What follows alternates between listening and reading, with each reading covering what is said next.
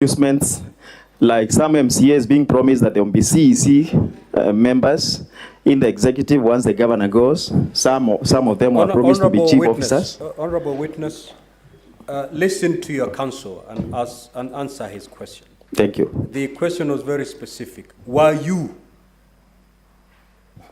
approached and given any kind of incentive? And if you are, what kind of incentive? That was the question from your counsel. Yes, I was. By whom? Who approached you, and what kind of incentive were you given? Some of the incentives was a monetary inducement. By whom? Who approached you? Now, one of the person who was sent to offer a monetary inducement was a friend of mine known as Kimathi. He told me that he has been sent. If I accept to send away the governor, I can get an amount. Let us go to paragraph 7 of your affidavit. You make certain allegations there. Kindly substantiate what you mean. You said paragraph 7 of your affidavit appearing at page 87. I can confirm that the deputy governor also called me and several other members of the county assembly where he sought my support in the impeachment of the governor, and in return, he would double our warrant development fund from 15 million to 30 million. Is it your evidence before this Senate that the deputy governor of Meru actually called you in person?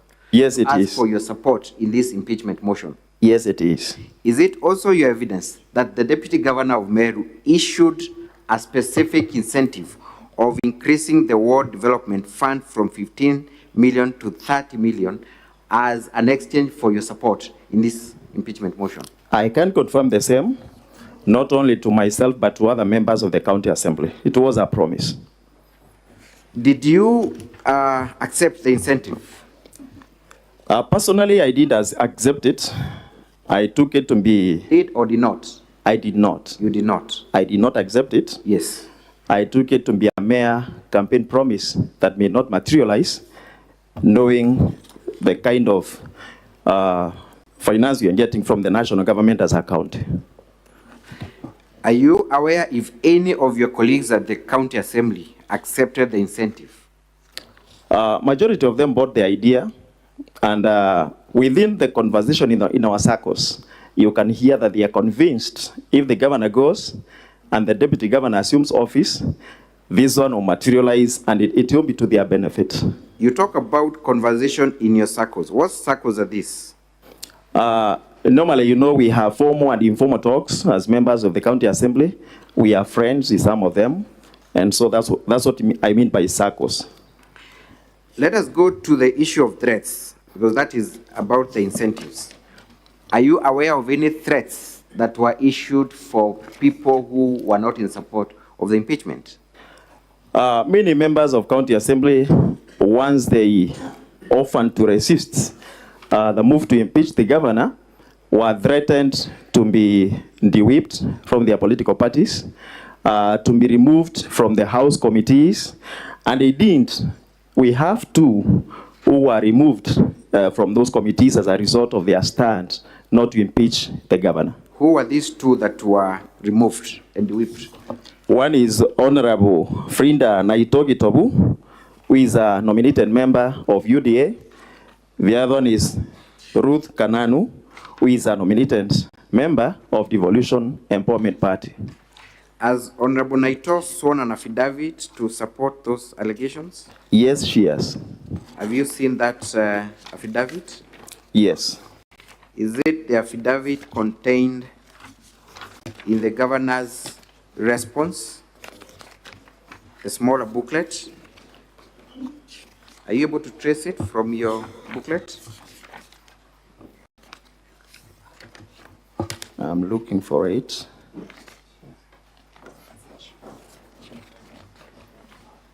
Page 90.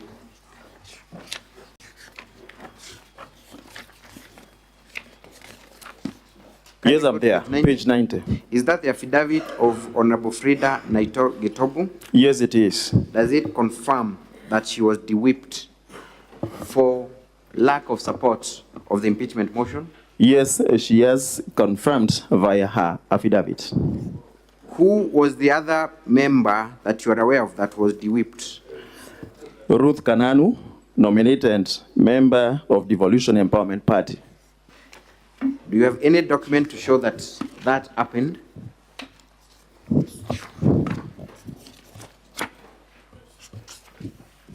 You have not attached any document, right? No document attached. But that is your testimony that indeed she was also de-whipped. She was de-whipped. Let us go to my last question. Actually, second last. So then you did not vote for the impeachment of the governor? I abstained. You did not? But you abstained? I abstained. Were you in the floor of the House when this motion was being discussed and voted? I wasn't present. You were not present? Yes. Why were you not present in the floor of the House? Now, the moment it was well known that me and some other 9 members, making it a total of 10, would not impeach the governor or vote for the impeachment motion, the atmosphere was highly charged outside the precincts of the county assembly. There were some goods that were under instructions not to let us in, and when one of us attempted to get there, that is Honorable Njuguna Thurandira, he was seriously assaulted at the gate of the county assembly of Meru. And that one instilled fear to the 10 of us not to get into the county assembly of Meru on that particular day. Thank you. Let us go to the last question. There was a ceremony that took place at Nchero where members of county assembly were in attendance. Yes. And were hosted by the Njuguna. Yes. Do you know what transpired in that meeting, and do you know what dates those were? The meeting was first fashioned to be a tree planting exercise where the whole county assembly was invited.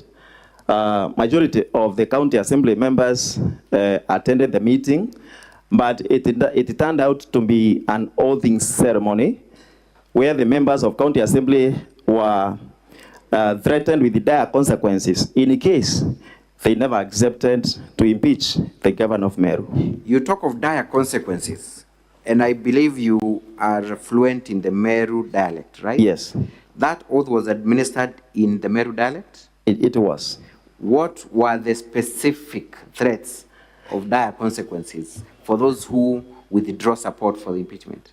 Now, the members were summoned in front of that gathering, and one of the Njuguna elders was heard telling them, "Oreo kumenya agachoka na nyuma, oreo kumenya agachoka na nyuma, akeja kunywa muma, kana akeja kiri untobobo." Meaning, if you know as a member that you retreat from this course, then you should not be part of this.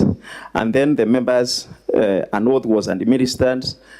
And you know, majority of the members of county assembly are not members of Njuguna. Maybe they would fear the consequences because they don't know much about it. And that was one of the elements of coercion in this impeachment process. At this moment, I would like you to look at one of the videos, KMV7. Kindly, can we play KMV7?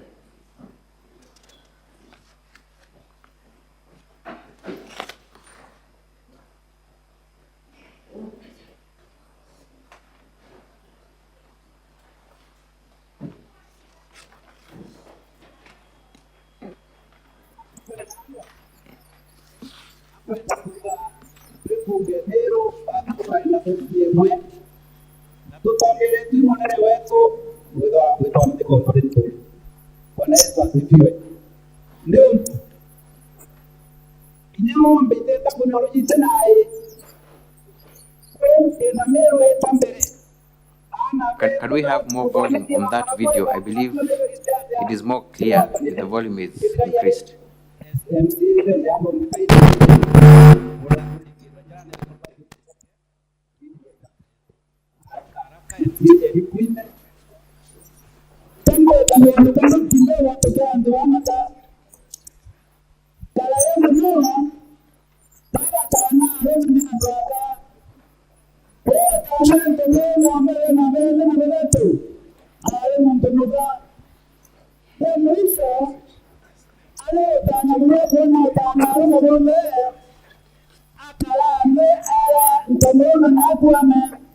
Honorable Speaker, this video is not very clear. The one we supplied was quite audible.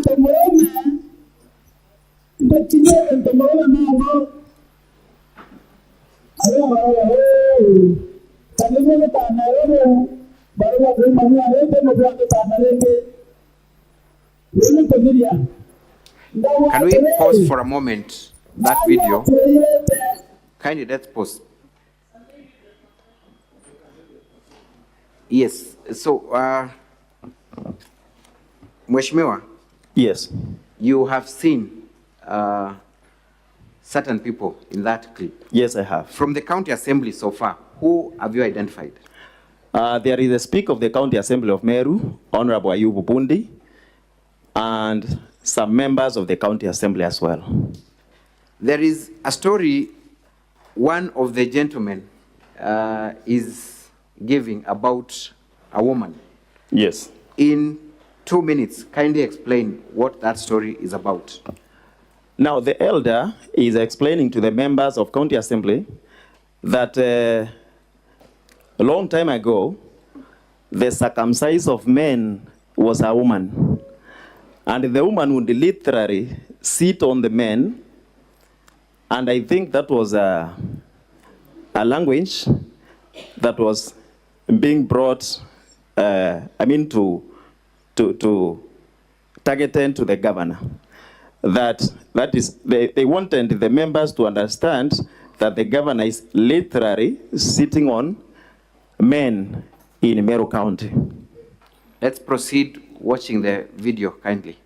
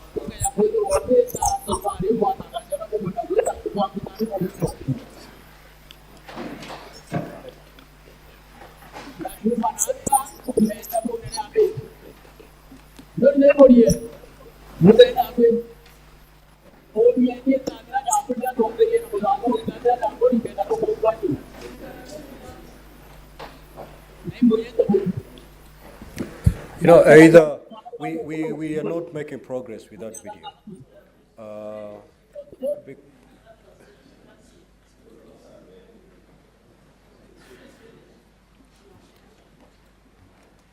Kindly proceed and tell us what is being said. Now, the elders, after summoning the members of County Assembly in front, the elder is telling them that... How many members of the county assembly can you count approximately from the group that is there? I can approximate that they must have been over 40. Over 40? Yes. That's the majority? It is. Thank you. So what is the elder saying? They are being told, if you think you will retreat from this course, by the course you mean the impeachment of the governor, then you should not come for the whole thing, simply because a curse will accompany you and your family, and you forget about the Meru leadership. Thank you. In your own assessment, did that amount to instilling fear among members of the County Assembly to support the impeachment motion? From what I know about Njuri Ncheke and its stature in Meru community, as well as the oath itself, how it is respected and feared by members of Meru community, that amounted to intimidation. It amounted to coercion. It amounted to instilling fear in the members of the County Assembly. Lastly, this event was conducted on 14th of October 2023. Am I right? Very right. By this time, the mover of the motion had not introduced the motion in the House. The mover had not introduced the motion, and the motion was not even known by its content to the members of the County Assembly. So it is your testimony that these members were being asked to support an impeachment motion that they had not seen. They were being mobilized so that by the time the motion comes, they will be ready to impeach the governor. And the oath was for them to take a stand even before Yes. the contents of the motion were known. They were being mobilized in advance, even before the content of the motion was explained to them. That's all for this witness, Mr. Speaker, sir. I leave him for cross-examination.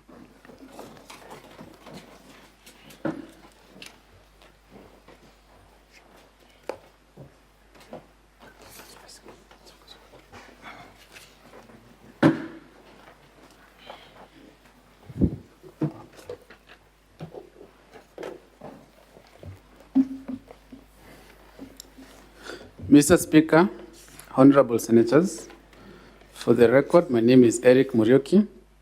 I will be taking this witness through cross-examination. Honorable Josephat Muna, Yes. let us start from where your counsel has left off.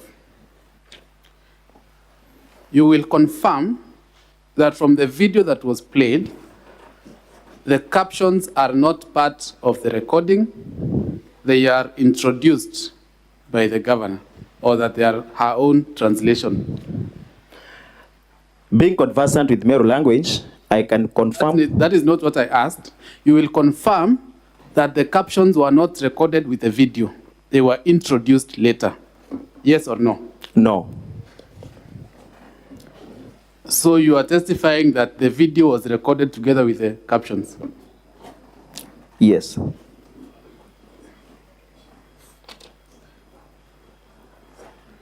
You will also confirm that there is nowhere in the video where impeachment is mentioned. Impeachment is being figuratively referred to as Is it discourse, mentioned or not mentioned? not expressly. Thank you. On your affidavit,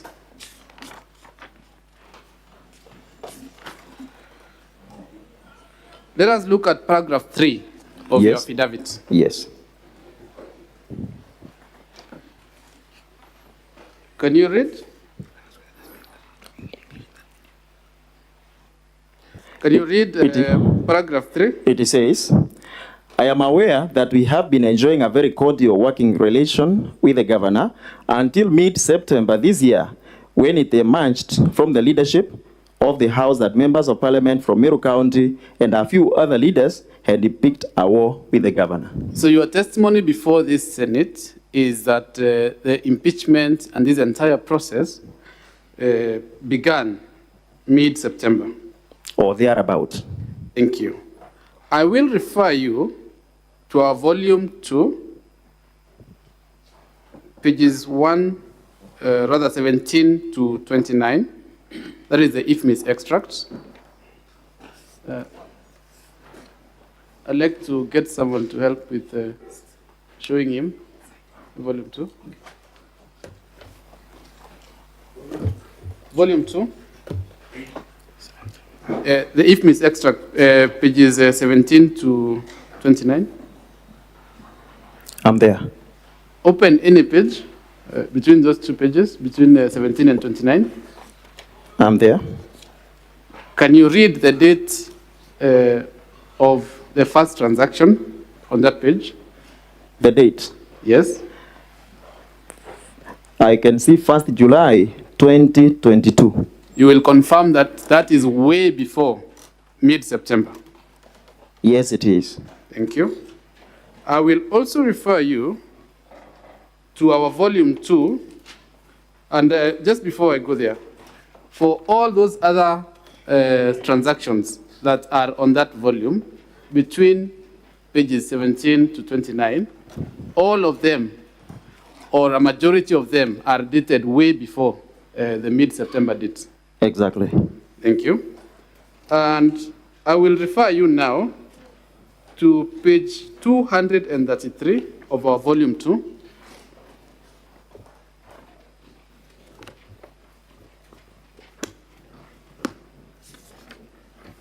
I'm there.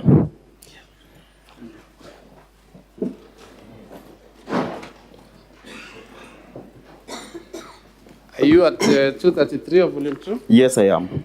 What is the date of that document? The letter is dated Friday, September 1st, 2023. Is that mid-September, or beginning of September, or end of September? It is not mid-September, but you. it is September. Thank you. When you say mid-September, ordinarily, you mean from around the 15th of the month, going onward, right? Exactly. I will also refer you to the document on page 232. 32 of our volume 2. I'm there. What is the date? Dated Wednesday, August 30, 2023. You will confirm that that is way before the mid-September you allege is when this entire thing. Way before, but thereabout. Thank you. Thank you. I will refer you to page 226 of our volume 2.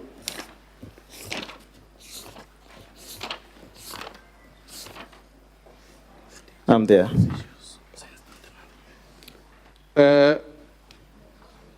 First of all, what is the date of that document? Dated 25th August 2023. In the body of the document, the second line, It reads, I hereby write to inquire if there have been any Meru County cabinet meetings after the last one I attended on 29th May 2023. and you will confirm that 29th May 2023 is way, way before the mid-September. Exactly. Thank you. Not to belabor the point, the order on page 416 of our volume 2.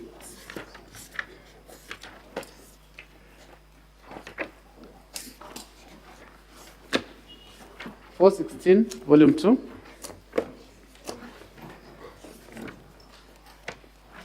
I'm there. What is the date of that order, sir?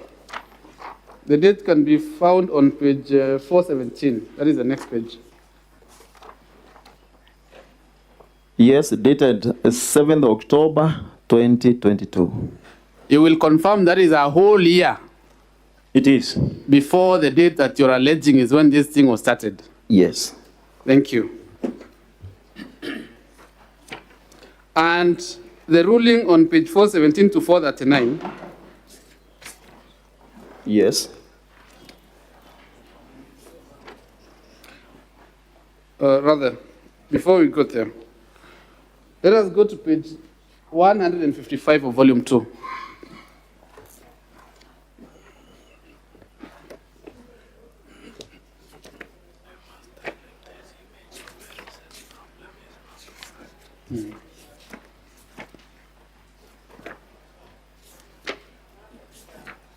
Page 155, volume 2. 155, I'm there. Can you see the date that appears on that WhatsApp extract at the top? The date, May 27, 2023. So, Mheshimiwa Josephat, Yes. you will agree with me that this narrative, that this is a recent problem that has come up is completely false. From the perspective of a member of County Assembly, it was brought to us in September or thereabout. Mr. Josephat, Yes. we have looked at several documents dated way before, some of them a whole year before. You will agree with me that this narrative, that this is something recent that came up from mid-September, is completely false. What I mean that a matter that came as an impeachment piece in September 2023 could have been brewing way before, but members of the County Assembly had either to hand a good working relationship. No matter. Let us go to your allegation that this motion is sponsored or, to use your words, is an incitement from the members of parliament. Yes. When you look at the ruling on page 417 and 439,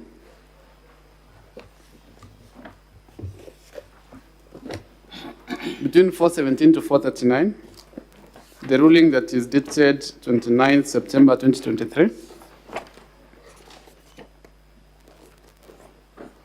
Yes, I'm there. You will agree with me that that is not a document originating from any member of the National Assembly. You will agree with me that that is a ruling of a court of law in Kenya. Exactly. Thank you. But, Thank you. but, Mr. Josephat, you are not a member of the UDA party, are you? Mr. Speaker, I'll plead with the council. Just answer the question. Are you a member of UDA or not? I'm not. Thank you. So your allegations on paragraph 4 of your affidavit, that a meeting was called and deliberations were made, that is something you are not privy to because you're not a member. After the meeting, all the members addressed the media. Were you called to that meeting of the members of UDA? Not called, but they read out their deliberations in public. You are not at the meeting. Exactly. You will also confirm that you are not a member of the BAS party. I'm not. And you do not ordinarily attend the meetings of the members of BAS party. Yes. But again, they read out their deliberations in public. On paragraph 11 of your affidavit,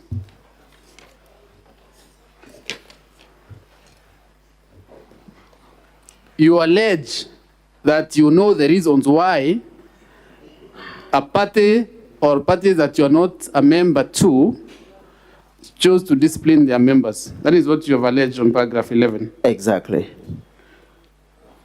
You will agree with me that since you've confirmed you are not a member of UDA, you're not a member of BAS, you do not know the deliberations that happened or the reasons why these parties chose to discipline their members.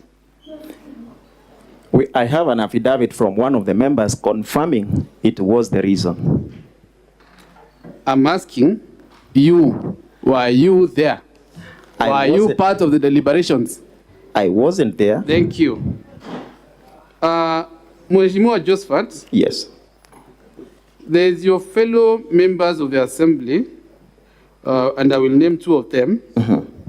Kaume Faith Kananu. Yes. There's another member called Kiambi Ngaruni. Yes. And those members are not supporting this impeachment motion or did not support it. Yes. And you will agree with me that they were not de-whipped from their committees. Yes. Thank you.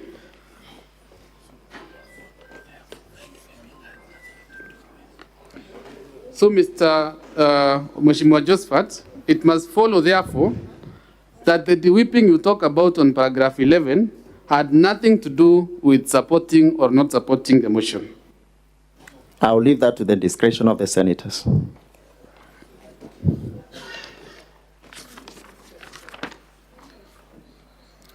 Mr. Josephat. Yes. Mheshimiwa, You will agree with me that members of parliament have no supervisory role over MCAs. Agreed.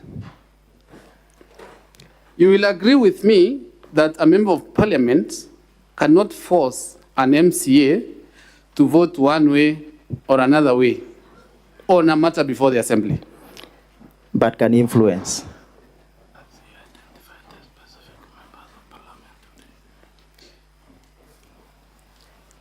Mr. Josephat, ultimately, every MCA is free to make their own choice in the assembly, right?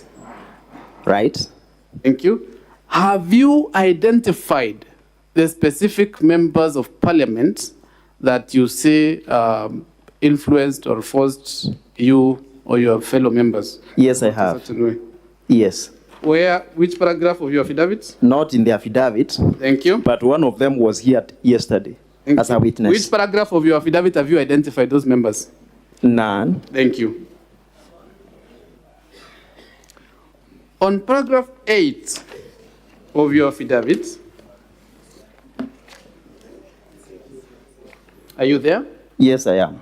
You say you received calls from other leaders within Meru to support the impeachment motion in order to restore dignity and respect of Meru as a county, right? Exactly. Have you adduced any evidence to show that you indeed received these calls? Not contained in this document, but factual. Have you disclosed the maker of the said calls in your affidavit? Not in the affidavit. Have you attached any call log or any screenshot to show that you indeed received these calls? Not attached. Thank you.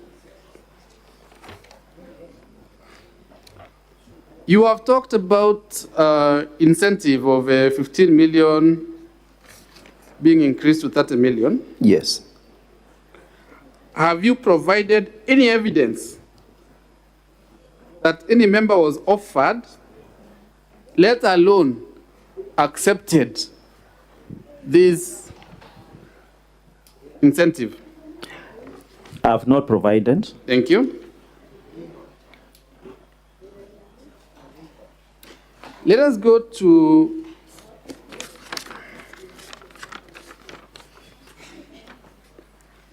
your allegation on a WhatsApp group being created. Yes. What is the very last sentence on paragraph 9 of your affidavit? I'm there. Can you read the very last sentence of paragraph 9? A WhatsApp group to organize and discuss the impeachment was formed in which we were left out. You were left out. Yes, You are not members of that WhatsApp group. exactly. So, how can you come to this house and say that it was established to discuss impeachment if you are not privy to whatever discussions were happening there? We have friends who are members of the group, members of the county assembly, who can tell you what is going on as friends. And have those friends produced any screenshots or No. any evidence? No. Thank you.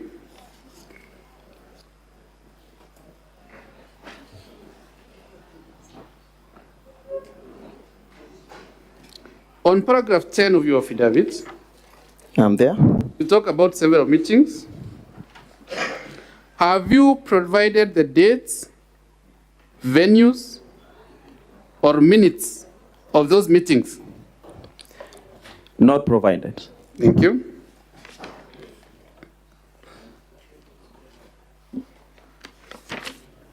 Let us go to paragraph 12 of your affidavit.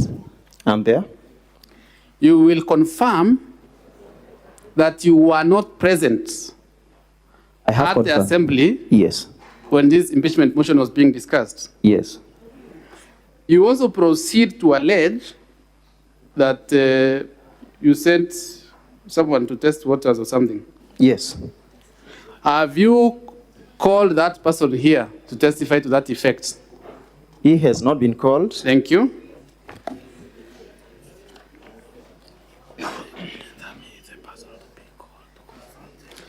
Wouldn't that person have been the person to be called to confirm these allegations?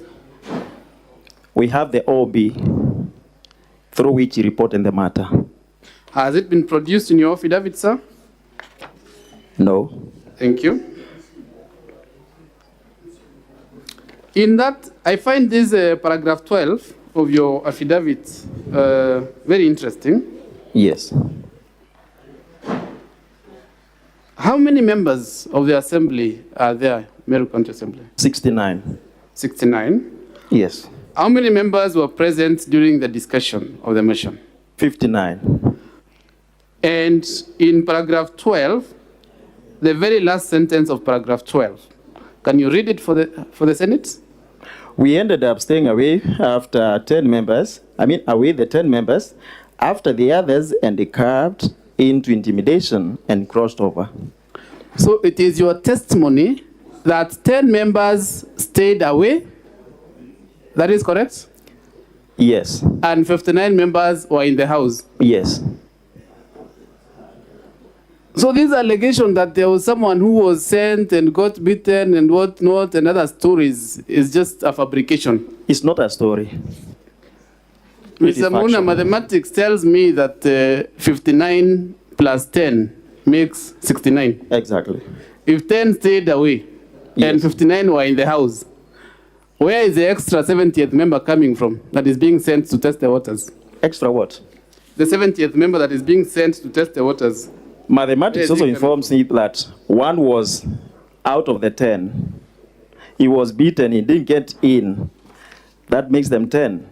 59 plus 10 is 69.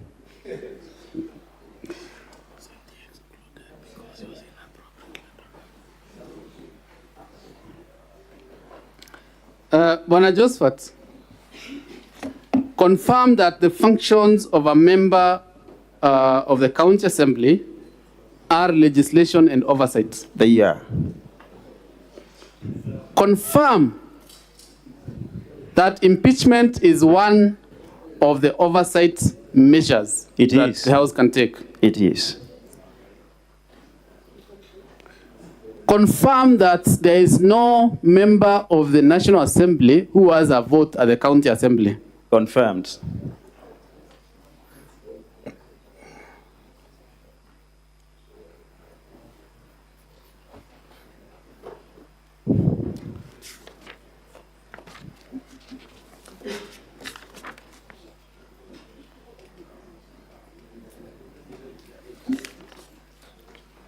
Okay. My second last question to you, Bwana Muna. I want you to look at our volume 4.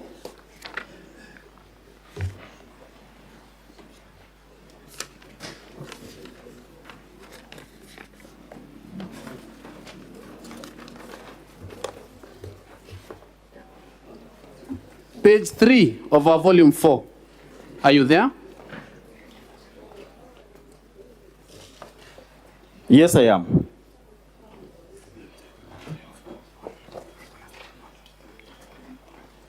Are you there? I am. Confirm that your name appears on that page. It does. What number is your name? 59. And your signature? It is. And your ID number? Exactly.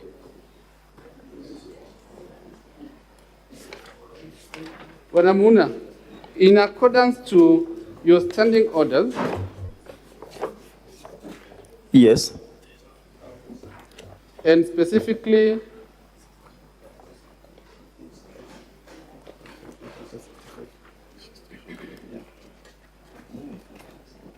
just give me a moment, when I speak, I'm sorry.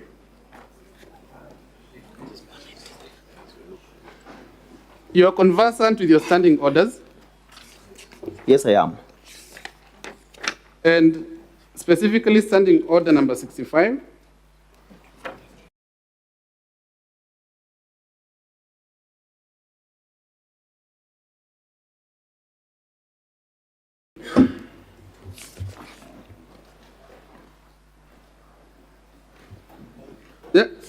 That is where standing order number 65 starts.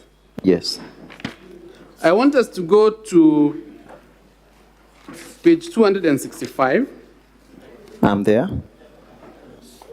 and I want you to read for me Standing Order number 65-4.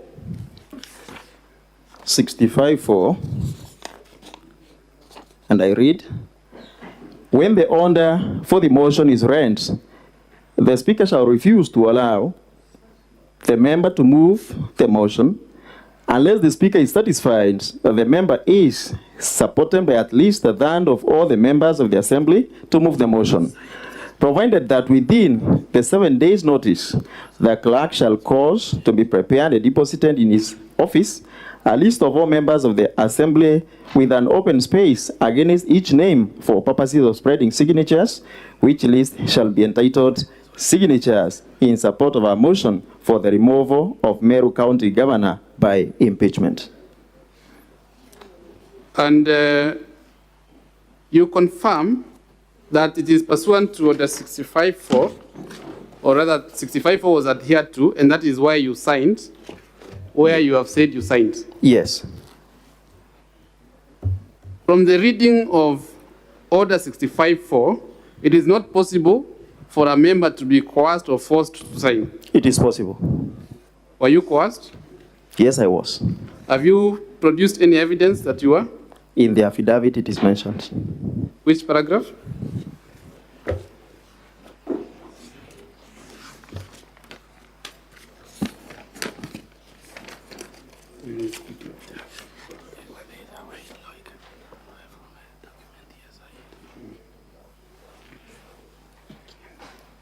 Number 6.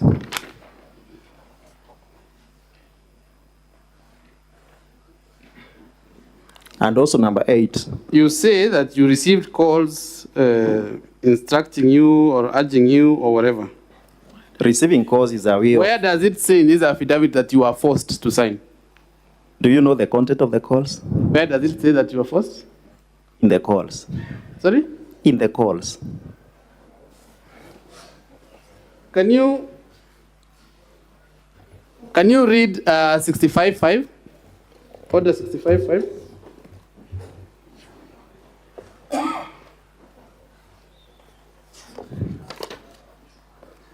(65-5), and I read, any signature appended to the list as provided under paragraph 4 shall not be withdrawn. Are you aware, sir, that you cannot run away from a document that you have signed in law? Yes. Are you aware, sir, that a signature appended under Order 65 cannot be withdrawn, just like you've read? Yes. I put it to you, Bwana Muna, that you signed in support of the impeachment motion a signature which is irrevocable, no less. And then when you were taken to Masai Mara with the other 9 members, is when you decided to change your mind. The Masai Mara story, I've heard it from you. Mr. Speaker, I will yield some of my time to my colleague Mawira. I'm done with my cross-examination.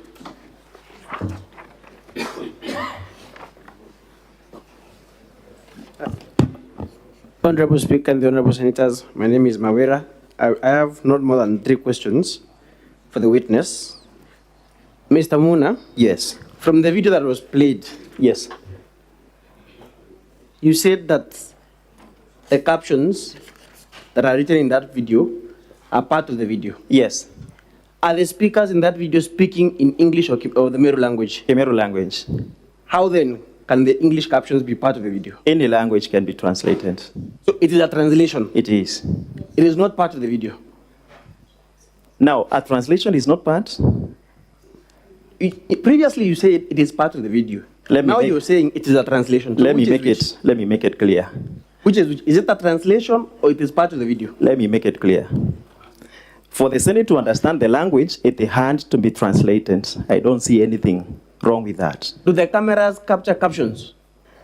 If you take a recording, for example, of the proceedings hearing, Will the cameras capture include the subtitles? I'm not a professional photographer, I don't know. Okay. You voluntarily went to the clerk's office to sign the verification form? Not voluntarily. Not voluntarily? Yes. But you went to the clerk's office? Yes. Who coerced you to go to the clerk's office to I sign? have answered that from the previous questions. Were you pushed to the clerk's office? What do you understand by Were you coercion? carried there or did you walk to the clerk's office to sign? I walked. You walked? Yes. Voluntarily or you were pushed? Involuntarily. Who coerced you then? I've seen there were calls. You were coerced by a phone call to go and sign? You can. And you say that you represent the people of, is it Ntima Western East? Nyakist. So your people should believe you to say that you were coerced through a phone call and that independently you cannot make a decision on your own on whether to sign or not to sign. Bwana Council, we have seen politicians dying in the course of duty. Do they die voluntarily out of politics? No. You will confirm that nonetheless you signed, Nonetheless, I signed involuntarily. and your signature cannot be withdrawn. It can't. Okay.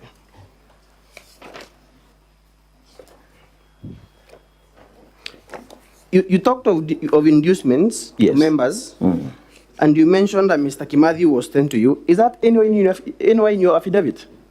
It is not. It is not in your affidavit. Is this Masai Mara trip that you went to part of the inducement that was offered to you? I have earned it from you. Very well. That is all in cross-examination, Honorable Speaker. Thank you, Councillor. The Council for the Governor, do you have any re-examination to do? Yes, I do, Mr. Speaker, sir. Very few questions for this witness in re-exam. I want you to confirm that you understand the Kimeru language being your mother tongue. I do very well. Very well. So, despite the subtitles and the translations, Yes, even without them, you are able to tell the Senate what was said. exactly. What you confirm to have been said is the exact words that were uttered by the people we saw in the video? I'm saying what is being uttered there is completely what is in the translation. Thank you. You have been told that you've been given an infamous message that appears at page 17. Yes. Do you still have that? It Document was in with you? volume. I believe it's volume 2. You have been told that Yes. transaction confirms that the governor conducted some violations before Yes. August. Yes. Kindly, I want you to look at the specific item that you referred to appearing at page 17. Yes, I'm there. Can you see it? Yes. Read for us the date. It is dated 1st July 2022. 1st July 2022. Yes. Was Governor Kawira the governor by 1st of July 2022? No. Is that an issue that can be attributed to her? No. Thank you. And in any case, Mheshimiwa, what you're testifying is as to the good working relationship with the governor. It is. Was that your testimony? Yes. And how long did that good working relationship last, to the best of your assessment? It must have lasted somewhere between February this year up to September this year. That is a period of 7 months. Thank you. You are also not a member of BAS or UDA. I'm not. But how did you come across information that members of these two parties had been de-whipped? It was communicated in the county assembly through the normal sittings. Were you present when that communication was done? I wasn't, but Frida Naito, Honorable, told us that it has been communicated. Are the records of the House accessible to you? They are. Once a communication is done in the House, is it information that you can access? But when this honorable member, nominated UDA member, was de-whipped, they refused to give her the official document to show that she has been de-whipped. But she was removed from committees and replaced as the vice chair of the Water Committee. Was that communication done to the County Assembly of Meru? It was done, but no official document was given to her for fear that it will be used as an evidence in this Senate. It was also your testimony that you got instructions and coercion on phone. Yes. Compelling you to tender your signature in Yes. support of the impeachment motion. Exactly. Did you eventually exercise your free will by withdrawing from the support, by not voting or absconding from voting for the motion? I would have voted in support, not supporting the impeachment. Yes. That day, but me and some other 9 members could not access the County Assembly of Meru simply because the atmosphere was changed and goods were hired to harass us. You have been told about a Masai Mara trip. Yes. Are you aware of any Masai Mara trip? I've heard it from the council here. Do you go to Masai Mara? I didn't. Thank you.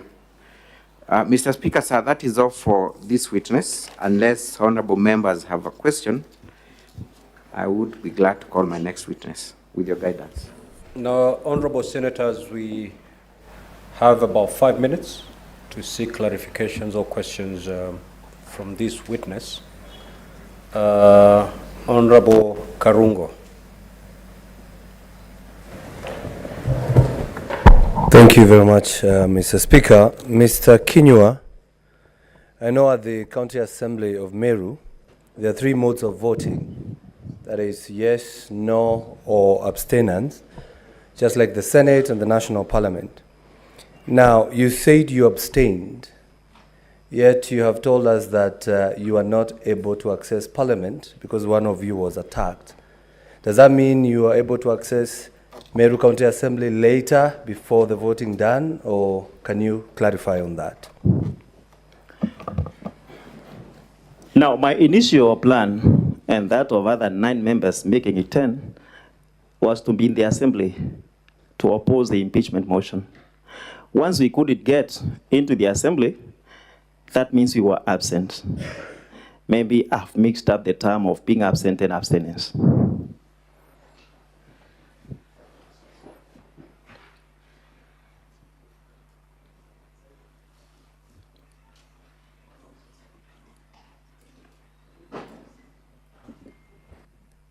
Senator Enoch Wambua.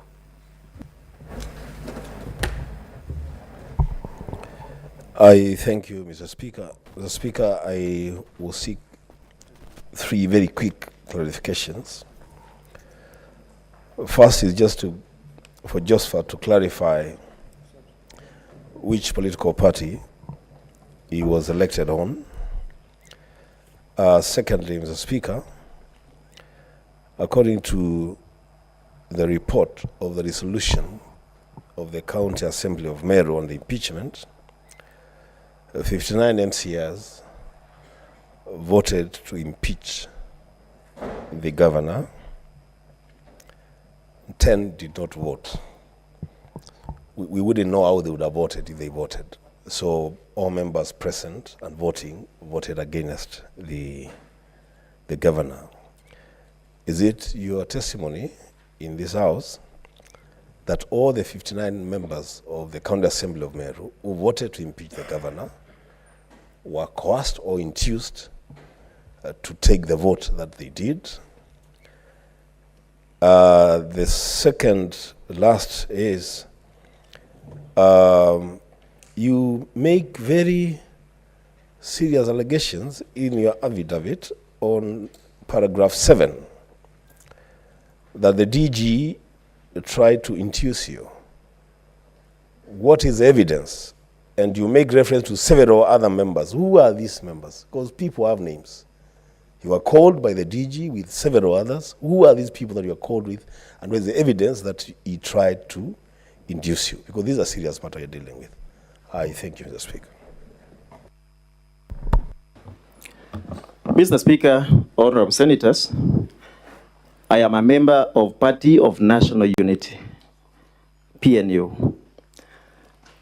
Now, when we say that 10 were not, could not access the presence of the assembly, I mean, were they to be there, I believe they would have voted otherwise. The 59 of them who were present in the assembly that day and voted yes, I cannot say that all of them were coerced. I am drawing my conclusion from the talk that we had before the voting day. And I know the talk that majority of them had. Given a free will, they would not have impeached the governor. Finally, in your questions, when I say the deputy governor made calls, you're telling me to name specific people or members of county assembly to whom he called. But I can assert that he called all of them in an effort to get a support from them with a promise to increase ward fund from 15 million to 30 million. Senator Samson Chirchir. Thank you, Mr. Speaker. So mine is to our good friend Mheshimiwa. Just two quick clarification. You have told this House that you were not able to access the county assembly. Did you report to any police station, or do you have evidence to that effect, including the phone calls? If you can table. Finally, I can see your signature is number 59. And in Standing Order 65-5, the Meru County Assembly Standing Orders is specific on what you are signing. So, and you have alluded that a number of people were given inducement to, through you, Mr. Speaker, to support this impeachment motion. Is there a possibility that you have also been given inducement to testify against County Assembly? I thank you, Mr. Speaker, sir. Thank you, Mr. Speaker, honorable senators. First, I have seen that I have OB belonging to one Honorable John Njuguna, MCA from Mbeu, who was assaulted on his way to the County Assembly of Meru. And if allowed, I can give it to this Senate, though it does not form part of my affidavit. Number two, when I talk about inducements to sign, Mr. Speaker, I know exactly what I mean. And everybody who signed was induced to do so, either through promises that one fund will be increased or through some other promises, sweet promises, in order for the members to sign.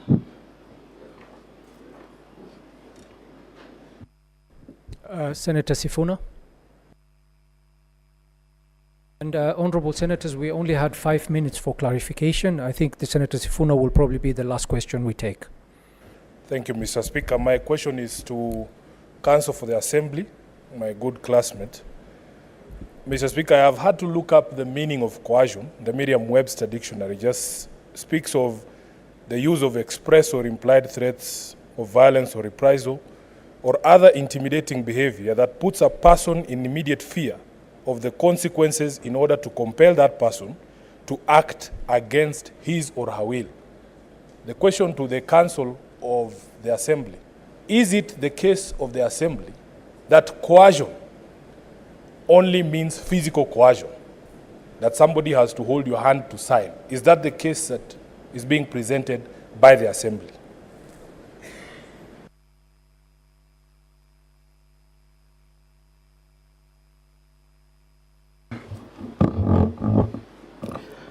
Mr. Speaker, under the law, coercion is not limited to physical intimidation and physical threats. It is as broad as the Honorable Senator suggests.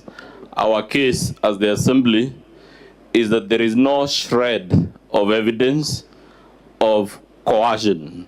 And anyone who makes such a claim must tell you, the least they can do is to tell you who coerced them, what was the specific threat, and how and why that threat induced them, as a matter of fact, from behaving in a manner that is inconsistent with how they would have behaved. And as we speak on the record, we don't know who, we don't know when, there is no evidence, it's just an allegation, and alleging is the easier thing to do. I can allege anything, Mr. Speaker. Senator Cheptumo, you seem to have a burning issue, and please be very quick. Thank you, Mr. Speaker. Mr. Speaker, my clarification to the witness is on paragraph 3 of his affidavit. And it speaks about that it emerged from the leadership of the House that members of Parliament from Meru County and a few leaders had picked a war with the governor. And when you go to paragraph 8 again, it says we also received calls from other leaders within Meru. Is it your evidence, Mr. Nicholas, that the whole impeachment process is really initiated by forces outside the county assembly? Is that your position as per paragraph 3 and paragraph 8 of your affidavit? You need to clarify that for the House.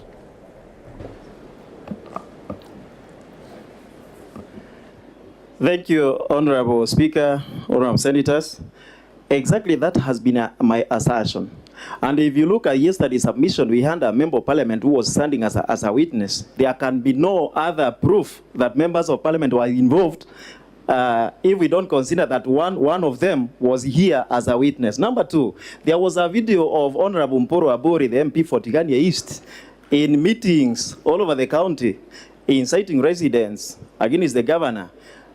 Why is it that we can accept that they were in public meetings and not calling the members of county assembly or inducing them or influencing them?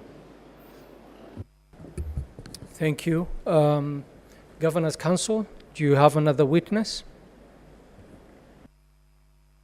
Thank you, Mr. Speaker, sir. I indeed do have another witness. His name is Aruyaro Adrian. Sergeant at Arms, can you please show the witness in?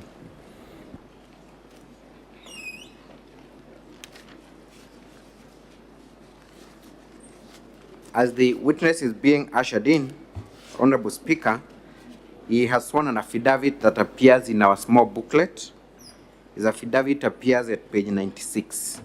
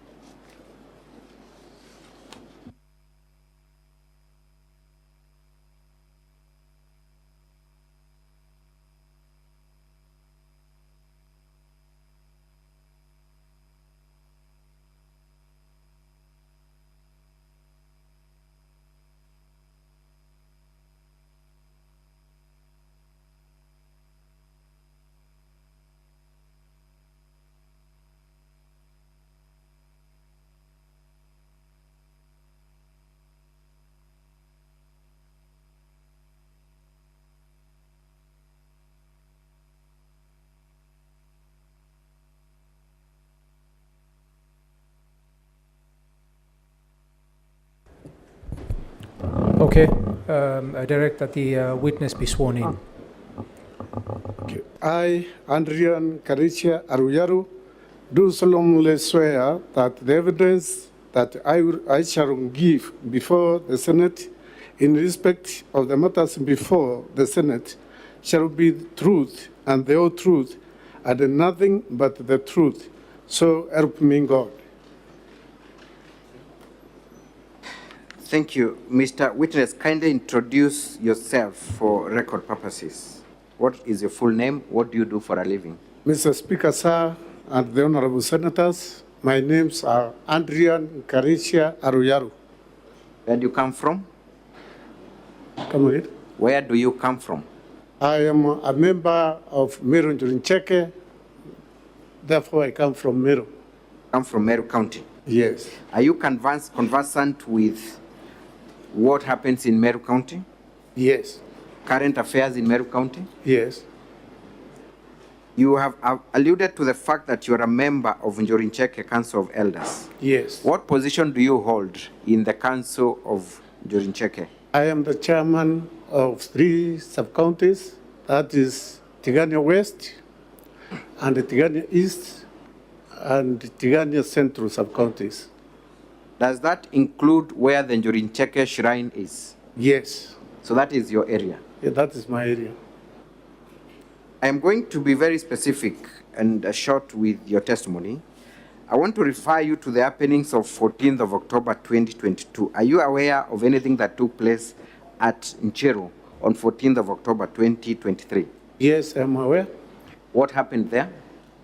Njorincheke members were called, and they were few, because not all of them were called to go and attend a tree planting ceremony.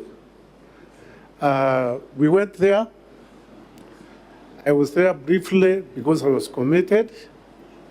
And when we were there, things turned to be different because we were not to plant trees, but it turned to be political or a political rally. And many things happened there, which annoyed the Njuricheke. What happened? There is an oath which was given to the leaders of the Mayoral Assembly, that is the MCAs, and that one annoyed us because that one is a shrine, and according to Meru traditions or the Njuricheke traditions or regulations and rules, in a shrine you cannot administer any oath in that shrine. Thank you. So you confirm that there was an oath administered at the Njorincheke shrine? Yes, there was. Who administered that oath? There was a section of leaders. That is, we have one Murangiri, who is Secretary General of Njorincheke in Meru, and there was even the chairman of the region, that is Mr. Kadera, and many others were there. I want to refer you to the video marked as KMV7. Kindly, may we play that video? KMV7.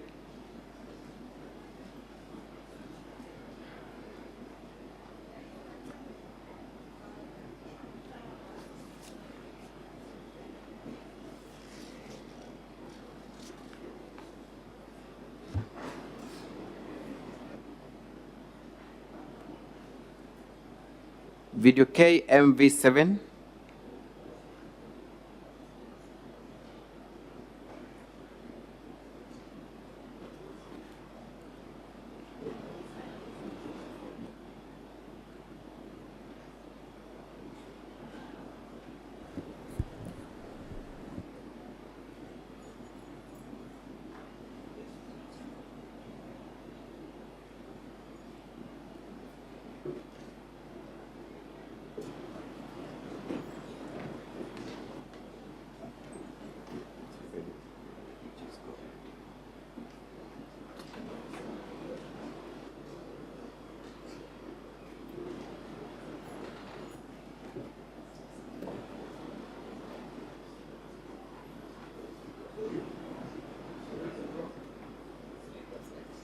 Mr. Speaker, we have just tested this video minutes ago. Where's the sound? The Broadcasting? sound was perfect. I do not know what is happening. Minutes ago it was working.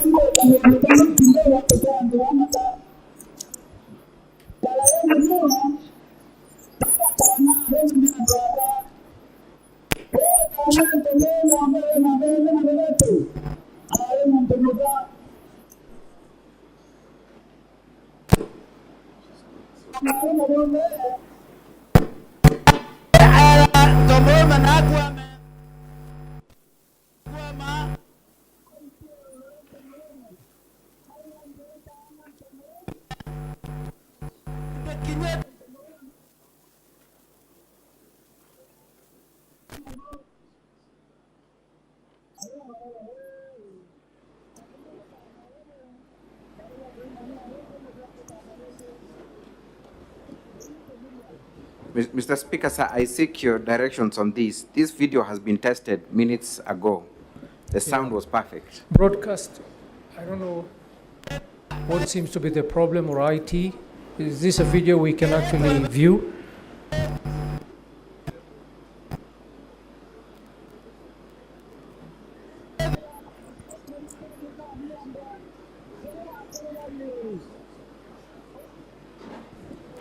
Council. Yes. Could you send one of your colleagues upstairs to the broadcast to see if they can sure. work One of on my the video? colleagues has gone up there. Okay. Perhaps we can then play KMV 17 as we wait for that video to be sorted. KMV 17.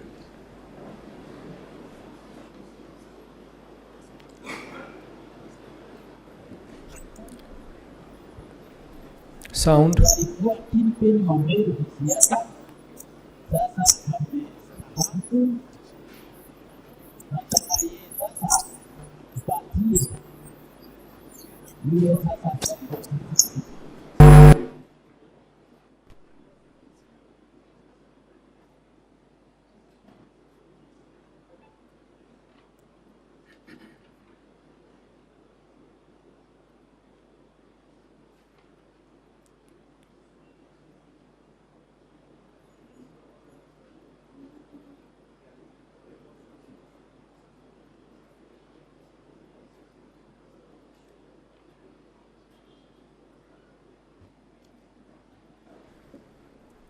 IT, are we going to have a problem with all the videos?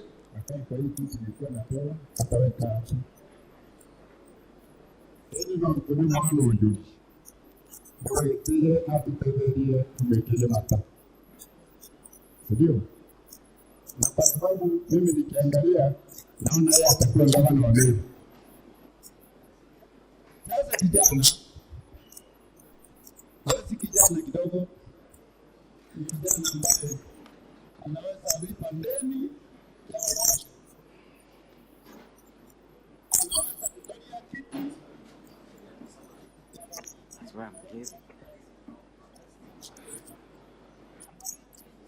Mr. Speaker, sir, I am inclined to register my dissatisfaction with the Sorry, technical Council, team. are Yes. you in a position to move to maybe a different point as we wait for IT to handle the matter of the This videos? witness, Mr. Speaker, sir, is only supposed to testify on what transpired on 14th of October, and the only piece of evidence that we rely on is those two videos. So then I will have no use for this witness if those videos are not effectively played. Okay. IT or somebody from broadcast, can you have send somebody to give us an indication of what the problem is?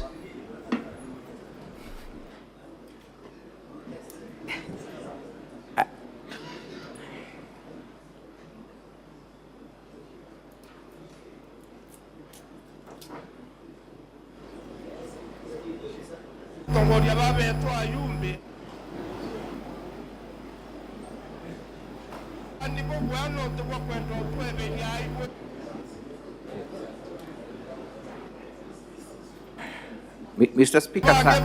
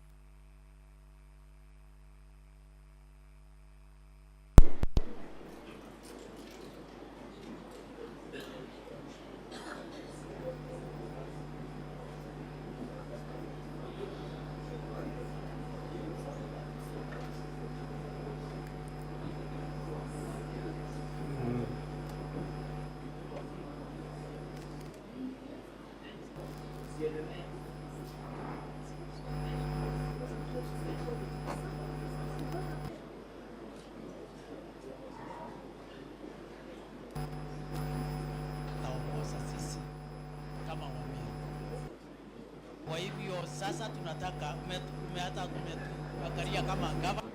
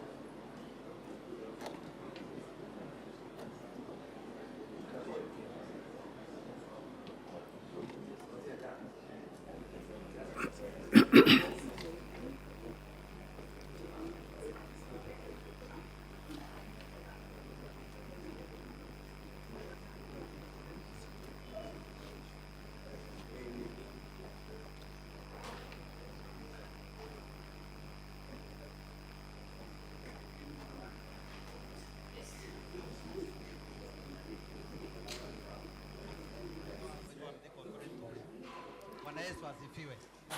Ndio mtu. Inyang'ombe iteta kunyorujite naye. Kwa kenda meru eta mbere. Ana vetu baratu kuthomithia bakarabwega ilazima meru egite atia igwatanire. Ngithira yari SMCA ibe ankwenda kuga twembunge meru batu tukaenda sauti.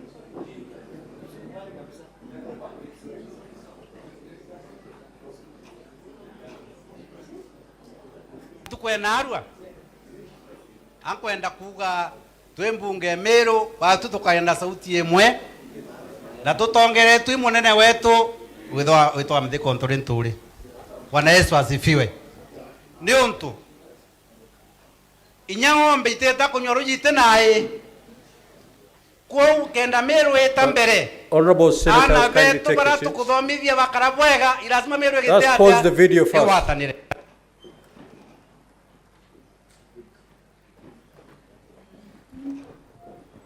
Sorry for that. We have to ensure that the videos we're playing are of quality so that we can be able to follow through.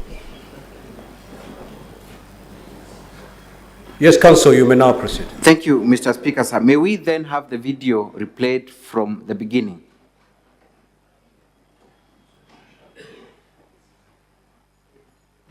Na ntukwena arua ankwenda kuga twembunge meru batu tukaenda sauti emwe na tutongere twi munene wetu witwa mthi kontorenturi. Bwana Yesu asifiwe.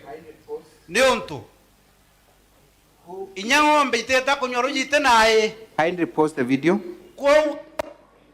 Can you identify the person making the speech? Yes, that is the Speaker of the Meru County Assembly. What has he just said in that video? He has said that they want a Linda, and that Linda will be Muteka Lentore, CS, and Grigasha. Yes. Can we proceed with the video?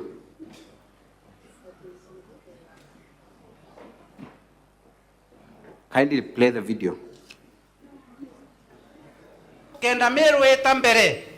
Ana vetu baratu kuthomithia bakarabwega ilazima meru egite atia igwatanire. Ngithira yari SMCA ibe yabonthekaire. Ure kirwa njara ya kuruba njuri ncheke tuendelia chapter yetu. Haraka MCA jeni puinde. Kambo kalono kambo kindo watokea anto bamata. Confirm that the speaker is inviting MCAs into the podium. Yeah, he is inviting all the MCAs who are there or who are present. Thank you. Let's proceed. Tana romne antoaka. O tana ntomo mbele na bele na beletu. Ale muntomoka. Dia mwisho. Ale tana buya kono tana rome bonde. Akala ande ala ntomo na akuame. Ntomo akuama. Aitia oro ntomo awande tana ntomo inde kinyeta ntomo mongo. Aro barawa ho kadebo tana robo barawa ko maru arete mo ko tana renge woni ko diria. Thank you. Kindly pause. There is a story the elder is giving of a woman. What is he saying about that woman? He is saying that there was a woman that is long ago who was circumcising men. And there came a time, after circumcising men for a long time, there came a time when he asked one of the men to bed so that she could sit on his back and circumcise men sitting on a man. That story is meant to talk about a woman who oppresses men. Is that your understanding? Yes. Kindly, let's proceed. Narua tueyete lai dori eyeta kodari mana ba kendra baita korwa ndo baita korwa bate keye kweba bueno no doriete kene gorie nkawa okay ya kwedra ekonka bidha biandwa tore akorwa meru okay ya kwedra ya owe okay derwa watoto garutere watu kya kodari mano tokawa tegerumi. Can you explain, pause the video and explain what that elder has told the MCS? What he has told the MCS is that if there is anybody who is going to go against what the elders will tell them to do, will be cast. And those are the ones which straight away makes that one an oath. Thank you. Let us proceed with the video.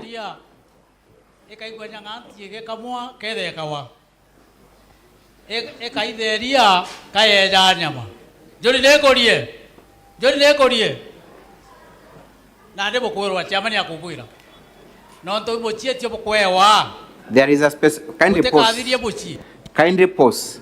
He says Imochietio. What does that mean in Kimeru? It is an oath that you are taking. The Meru word for oath is Muchietio. what? Muchietio. Yes. Is that what he has said? Yes. Kindly let us proceed. Okay, ya kwedru wote ta safari kwa takasiona kwenda kuita tu kwa kidari mo uchoke nyuma. Na kuma namba umesabu nere ameru. Jori ne korie. Muge na gwe. O mieni ta dira jambo ya to meri na mutano kita dira jambo ri kenda to kombo anjuri. Nai muye to morome. Na ka ya kono to ara uga bo kodoka ibodoki. Ate ata manto. Tonto bou. Manto jela to akrokia na arue. Ija guitamero o kombone. Ija guitamero tonto bou boira mochieto menyong. Kaninge karwembo kamwe. Thank you. Kindly pause the video.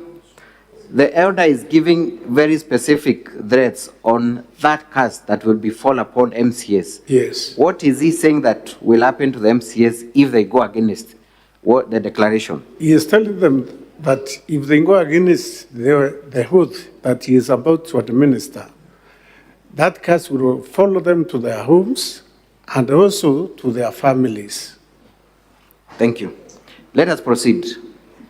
Nambie adambua eneria eria irikiura adambua enana injo guataniro ya we darimua nambie darimua eneria eria irikiura eba darimua enana injo.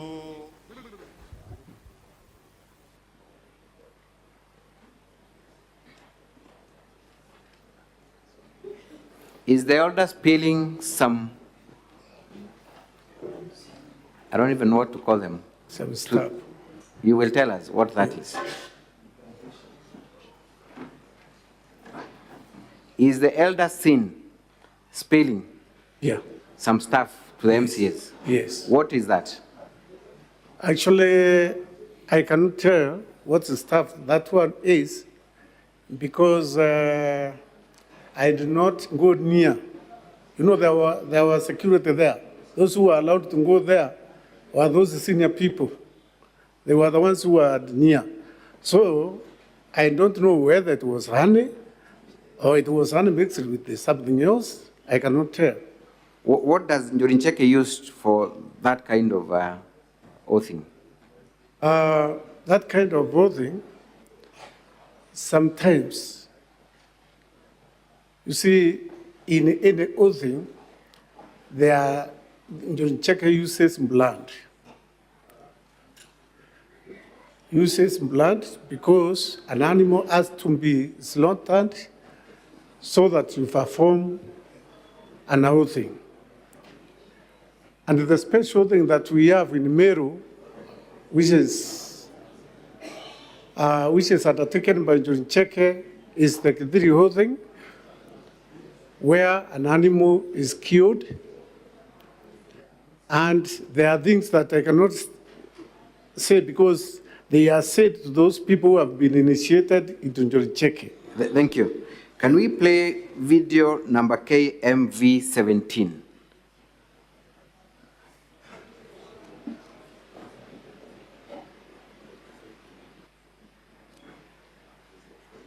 KMV17, kindly.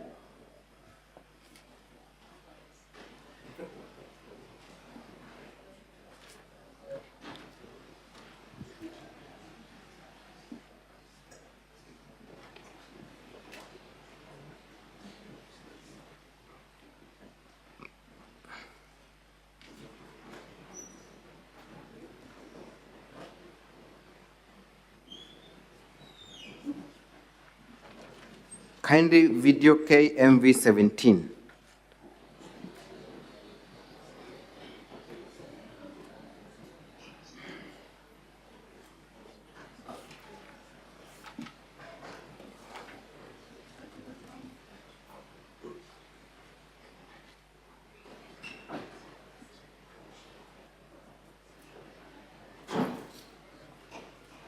Sasa tunataka kumuuliza mzee Kiraitu aje hapa.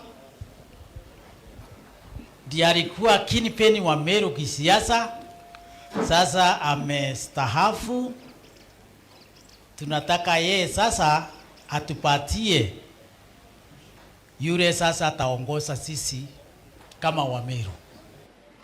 Kwa hivyo sasa tunataka umetuangalia kama governor, sasa tunataka utuletee kiongozi ambaye sasa atachukua nafasi yako kuwa kiongozi wetu wa Meru. Wewe ndio utatuonyesha ni nani. Sasa nataka akuje akae kwa hii kiti nilikuwa napewa, hata wewe kaa hapa. Ili no ntune mwana onjuri. Dawa gitije na tutetherie tumwikerie mata. Sidio? Na kwa sababu mimi nikiangalia naona yeye atakuwa gavana wa Meru. Sasa kijana, wewe si kijana kidogo, ni kijana ambaye anaweza lipa ndeni ya baba yake. Anaweza kukalia kiti ya baba yake kama baba yake hayuko, lakini akiwa na baraka za baba yake, si muhazi, si mpinduzi. Mbele ya wajumbe wa Meru ambaye wanatugambira kule Njiko, wako hapa wakishuhudia na chiamani wao na waziri ulokaraga nyumba ya witho wa thirikari mbere yao na Arua na mbere ya Njuguna ya Meru. Ugote mwana kaire uitegemeo ya Meru. Wewe ni tegemeo kutoka leo. Ondobo tuina maono na tutethio tuite aibone. Thank you. Umeambiwa wewe ndio tegemeo letu na kurubanjuri bonde bakuona nandi na arameto yetu yitete yerekerete. Thank you. You can post that video. Mr. Adrian. Yes. According to your assessment of that video, and first of all confirm the young gentleman that has been introduced into the podium and sat on that stool. Who is that gentleman? That is our deputy governor or the deputy governor of Meru County. What is he told to do, or why is he being invited in front? They are crowning him to take the position of the governor. So they are crowning him, installing him as the governor of Meru. Yes. To take over leadership. Yes. In that meeting, you are able to see other leaders in Meru? Yes. Is that the same function where the MCAs were present? Yes. The same day? Yes. Finally, Mr. Adrian, did the elders in that function who are presiding over that function had the blessing of the Njorincheke Council of Elders to conduct that function? Actually, no. The answer is no. Because Njorincheke members got annoyed. That was on a Saturday, and on Monday, we went to Uru. That is the quarter of the 3 sub-counties, that is the whole Tigania. And we denounced what happened at Nchiru. And we said we will even go to cleanse that shrine, because what happened there is not what should happen in a shrine. Because a shrine is a holy place. It is a holy place. Even you cannot even kill an animal there. You cannot initiate a person into Njorincheke in that shrine. You are not allowed. Lastly, is the Njorincheke Council of Elders opposed to Governor Kawira's leadership in any way? No. Has it in any way advised her removal from office? No. That is all for this witness, Mr. Speaker. Thank you. Counsel for the County Assembly, your witness for cross-examination.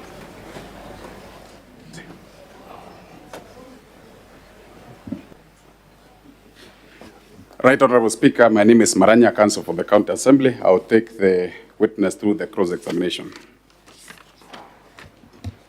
Bwana Royaru. Yes. For how long have you been the chairman of, as you have said in your paragraph number 1, the chairman of the caucus of Njorincheke Council of Elders of the Ameru community? For how long have you been? I think it's that position. When were you elected, in other ones? I think 2 weeks ago. Or 2 weeks ago?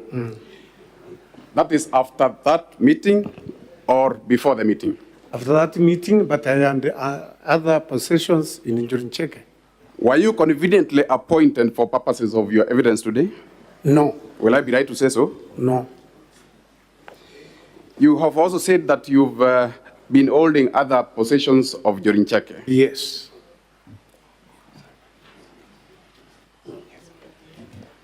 So, just to confirm, were you elected after the impeachment motion was tabled in the County Assembly?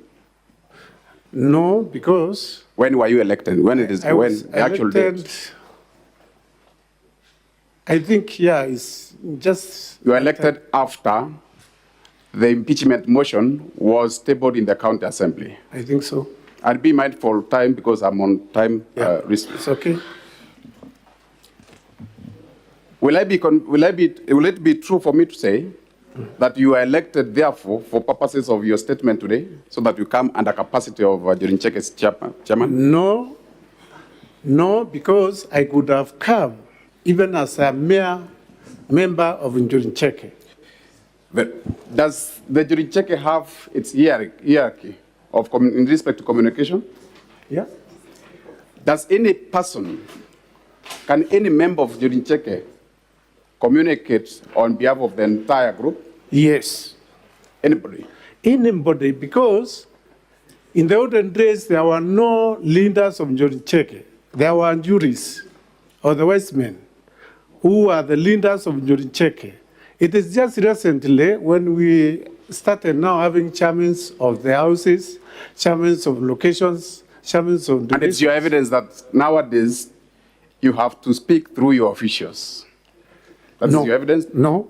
You said in the past there wasn't. There wasn't, and even now, there is nobody who is senior than the other one, even though we use their titles, even that title that I am using. It cannot make me the spokesman of Njuguna. Very well noted. You are the oath. As you Yes. speak, you are the oath. Yes. And you said you are a member of Njuguna. Yes. You have vowed to speak the truth. Yes. Are you conflicted in this whole scenario? Does your son-in-law work for Meru County government as a chief officer? Yes. I have children. I have asked, does your son-in-law? Yes. Could you state his name? To this You know honor, it. What is his name? What is the son-in-law? What is the name of your son-in-law who works as a chief officer in the county government of Meru? It's Akwalu Mugambi. Victor Akwalu Mugambi. Could I be right to say that you are here just to protect the impeachment of the governor and by extension protect the loss of job of your son-in-law? No. Reason being, I have to say the reason. Reason being that my son-in-law was vetted by a competent assembly, and he passed the vetting and he was that notwithstanding, Mr. Chairman. Yes. I put it to you that you have a conflict of interest as far as the Meru County government leadership is concerned. Will I be right to say so? No, you are not right. You have produced a clip allegedly played at a Njuguna forum. Was that a formal Njuguna forum? Actually, it wasn't. I am asking, was it a formal Njuguna forum or not? I am saying it wasn't. It wasn't. I am contented with that. I'll take that. You have said you are a veteran member of the Njuguna. Yes. That's so? Yes. Can an oath, as you have alleged it, be conducted in a forum other than a formal Njuguna forum? It can.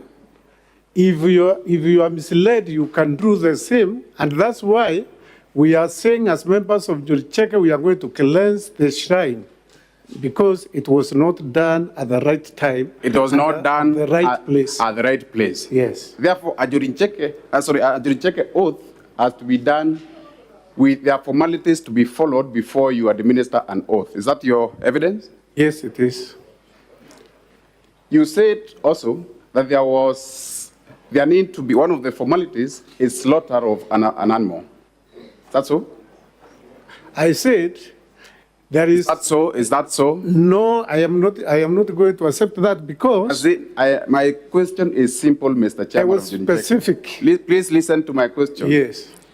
Is it a prerequisite that for you to administer an oath, you have to play some things, including, which you said you cannot even say here because they are non-members, members who are not initiated to Njuguna? Yes. You said includes slaughtering an animal. Yes. Was it that? Or you want to recant your evidence? No, what I am saying is, I said the Kidiri oath thing. That is not Kidiri oath thing. It is an oath thing, but not therefore, Kidiri. How many oaths does Njuguna have? Njuguna has 3. Sorry? It has 3. It has 3. Yes. And the 3 are members required to slaughter an animal? Not all of them. Not all of them. Is there any that is conducted in presence of non-members? No. No. Yes, unless even it's done. Now, in that meeting, I want to ask you whether the meeting was composed of only the members of Njuguna. No. No. And it's your statement that an oath can never be conducted in the presence of non-members. It is. It is your evidence that an oath has to be conducted in strict presence of members only. Yes, by strict Njuguna with Yes, and anything conducted, anything conducted with presence of non-members is not an oath. It is an oath. Because the ones which were used there. Now, Speaker is speaking from both sides of his mouth, saying this at the same time and saying it again. It is your evidence, Mr. Chairman, that anything conducted in presence of non-members is not an oath. That's what you've said right now. It's on record. I did not say that. Why I'm saying I did not say that? On record. It's on record anyway. Maybe you got me wrong. Therefore, you mean that an Njuguna oath can be conducted in presence of non-members? By wrongdoers, yes. You are qualifying your answer. I want an unqualified answer. My question is simple, and don't be evasive. You are here to tell the truth. Yeah. My question is, can an oath, a perfect oath properly so called, of a Njuguna,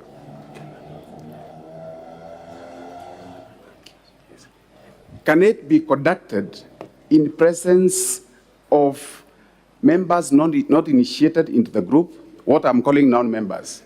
I have said no, but it happened that day. That means if it happened, the same is not an oath. It is. And the conduct of the witness need to be noted, Honorable Speaker, for avoidance of that. As a member, as a seasoned member of Njuguna, have you participated in the conducting of oaths before? Yes. You have conducted? Yes. Can an oath be taken in the absence of an accuser and the accused? Yes, because that oath. Or in other words, does an oath involve two parties? Every oathing involves two parties. Involve two parties. Yes. Now, in that particular oath, who are the two parties involved? Would I be right to say that the two parties involved was, according to you, was the County Assembly of Meru and the County Governor of Meru? Those are the two parties involved. No, I am not saying that. I am asking you, the parties involved in all this scenario of impeachment are two. Yes. One, who does the impeachment? Confirm it's the County Assembly of Meru. Yeah, it's the County Assembly of Meru. To impeach who? Confirm it's the County Governor of Meru. Yeah, the County Governor of Meru. Was the County Governor of Meru present in that oathing ceremony? No, she was not. She was not. She was not present.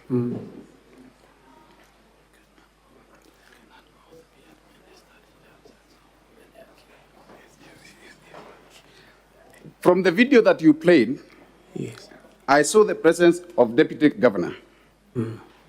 Is Deputy Governor a member of Chirchir? No.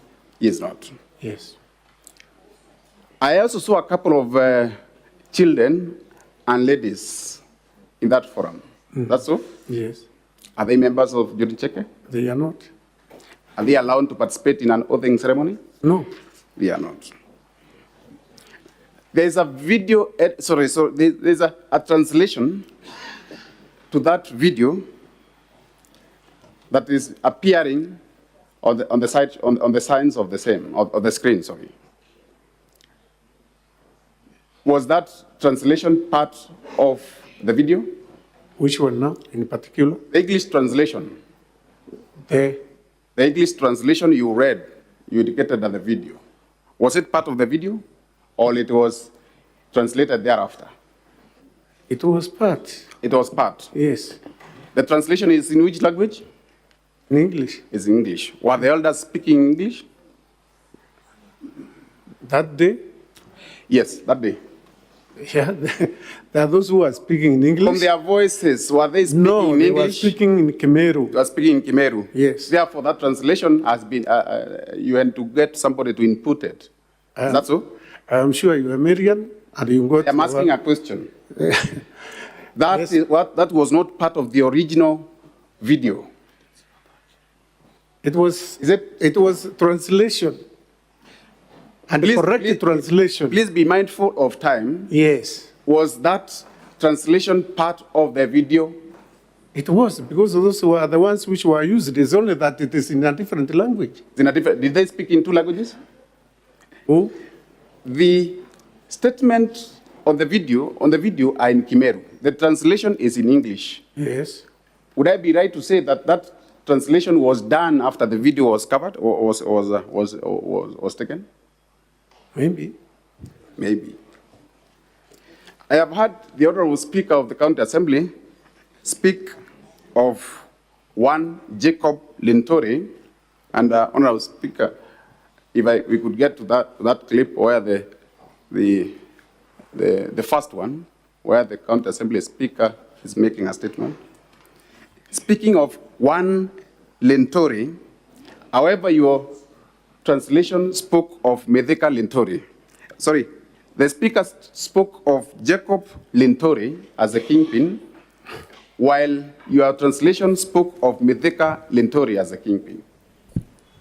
Yeah, I used those. Did you translate verbatim? Did you have a verbatim translation of Council, the same? which video are you referring to so The that bit- we the pick first it up video and that play was it for played. you? The first video that was played, that was video. KM7, I'm told it's KM7 by the Council for the Governor. KM7. Yeah.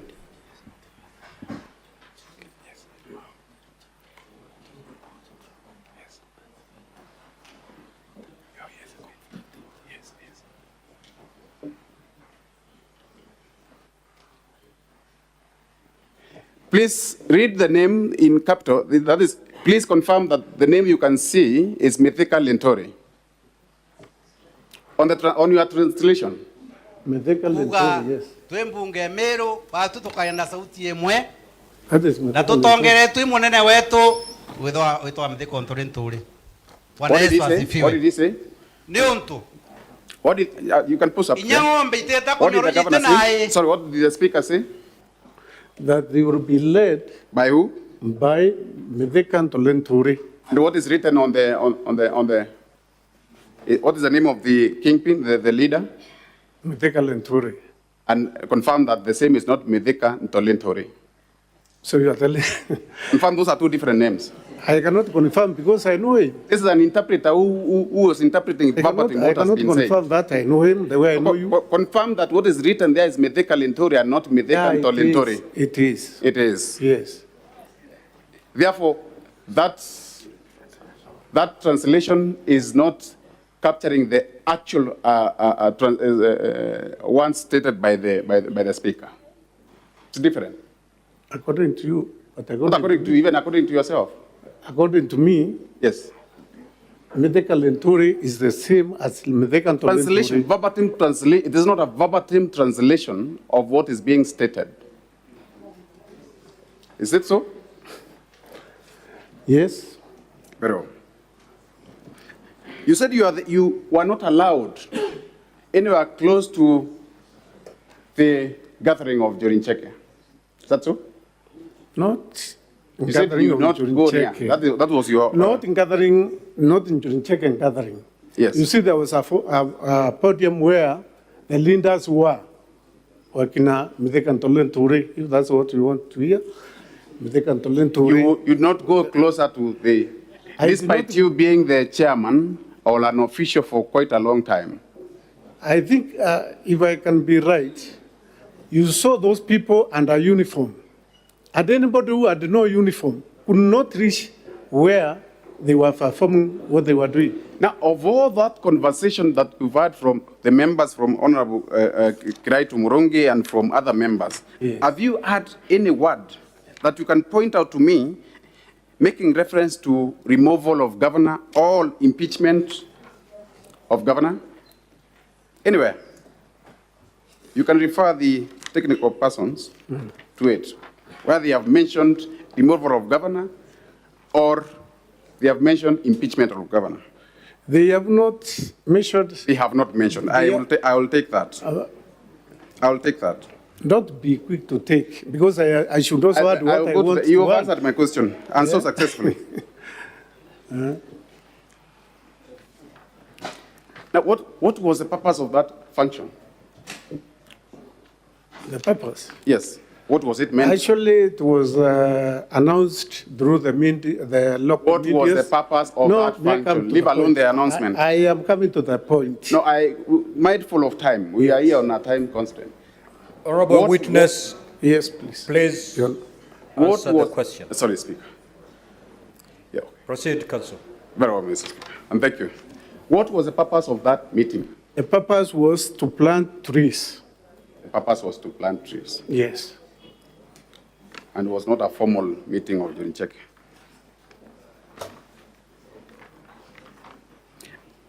Can you transact a Njuguna meeting in a tree planting forum? It happened that day. It happened that day. Yes. But ideally, should it happen? It should not. It should happen. Yes. You said you were there briefly. How brief were you? Yeah? Maybe, I think, an hour and 1.5 hours or 2 hours. 1.5 or 2 hours. I cannot be specific. You can be specific. Yes. How long did the meeting take? It took long because. How long did it take? Very many hours because like how many hours? They took a whole day. It took 2 days. How long did it take? That's what I want to take. It took around 7 hours. Around 7 hours. Therefore, you only attended just a third. Yes, I attended a third. A third of that meeting. Yes, but I followed everything because it was live. Oh, you followed because it was live? Yes.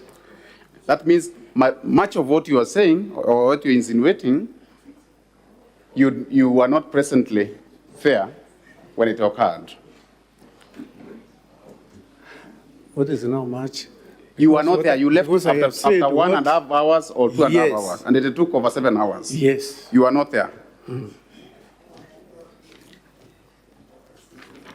You have spoken of, you have produced a clip where the former governor of Meru, Right Murongi, says that you will be our governor. Is that so? You will be our, Yeah. He actually says in Swahili, wewe ni tegemeo. When Tegemeo, we are seeing you becoming the governor of Meru. Did he say when you become the governor of Meru? Did he say whether it's now or in future? He did not. He did not. Yeah. There is a statement that wewe ni tegemeo, which you have translated loosely to mean you are our leader. According to you, is that translation correct or incorrect?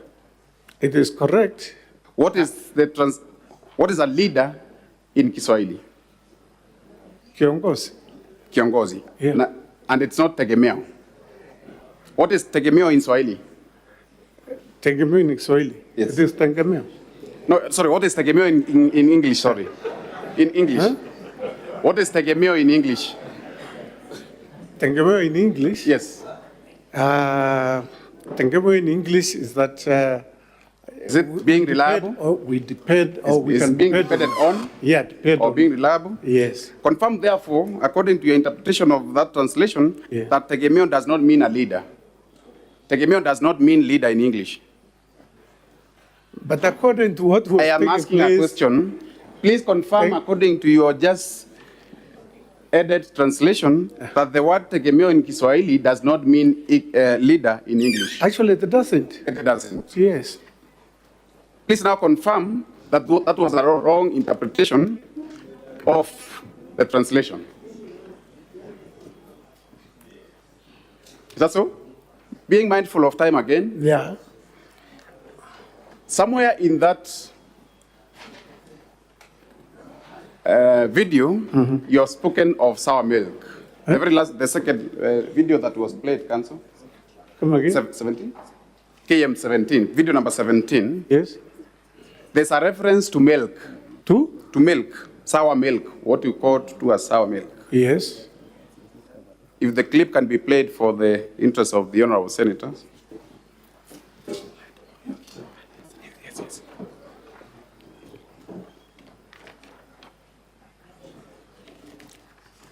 There's an interpretation.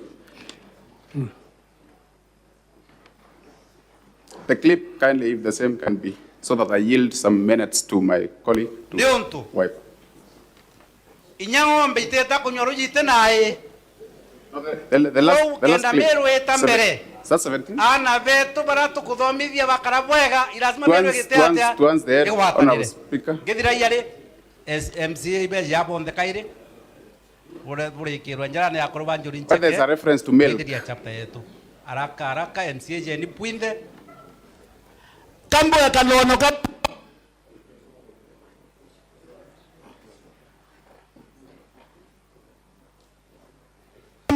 want to get on the Bamata. And brother, Amen.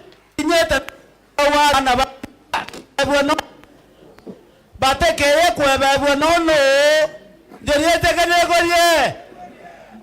Nkawa. For avoidance of wasting. Yes. Tore akoroba meru. Okay, akwedro owe okay derwa wacho garotere bato ke akoda imano to kawate gerumi. In other words, for avoidance of wasting time, there was reference to milk, which was interpreted to be sour milk. Is there a difference between milk and sour milk? Yes, there is. In the clip, did they refer to as sour milk or they referred to milk? I have not seen that one unless it is played again. Anyway, now I want to, among my parting shot, when did the conversation of impeachment of governor begin? When did that conversation begin? It was after... When did it begin? It began yes. After the function that was... When was that function was on 14th of October. Which function? That function was on 14th of October. Then what is your question? I am asking, confirm that that function was on 14th of October. Yes, it was. Confirm that the conversation of impeachment began way in August or September. No. When was the motion? Did you know when the motion was tabled in the County Assembly? No. You can't tell? I can't tell. I can't tell. You can't tell when the motion was tabled? Yes. Wrong.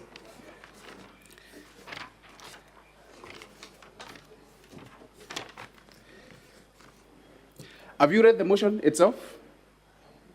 Me? Have you read the motion of impeachment against the governor? No. You have not read? Yeah. And I want to put to you that one of the grounds of impeachment includes misappropriation of public funds, usurpation of county powers of the statutory bodies. What does your evidence today answer to any of those charges that the governor has been charged to have committed? No. It doesn't address to those questions. Yeah, because my affidavit is different from that one. And it does not address the question of... I think, Council, I think that is to the senators to decide. Really. Very well, very well. I'm well guided, Honorable Speaker. You have stated that during Cheke elders, they are responsible for shaping the leadership of Meru. Yes. That's so? Yes. And they have indeed shaped all the leadership of Meru. The election of leaders, they have informed, they have advised, they have shaped it. Is that so? Actually, that one has not happened to this case that we have now. Not the case. I am asking, in the past, they have shaped the leadership of Meru. Yes, but they have influenced the leadership of Meru. Not influencing. They have shaped it. Yes. Including that of the impugned governor. Including that, the leadership, the election of the governor who is being impeached. No. So, no. The reason why I'm saying no, yes, is because there is no time that we have sat down as in Cheke, either to advise the governor and our deputy. Honorable Speaker, for the sake of time, I will yield a few minutes to my colleague, Mr. Morioki, to conclude. Now, Council, cross-examine on different areas.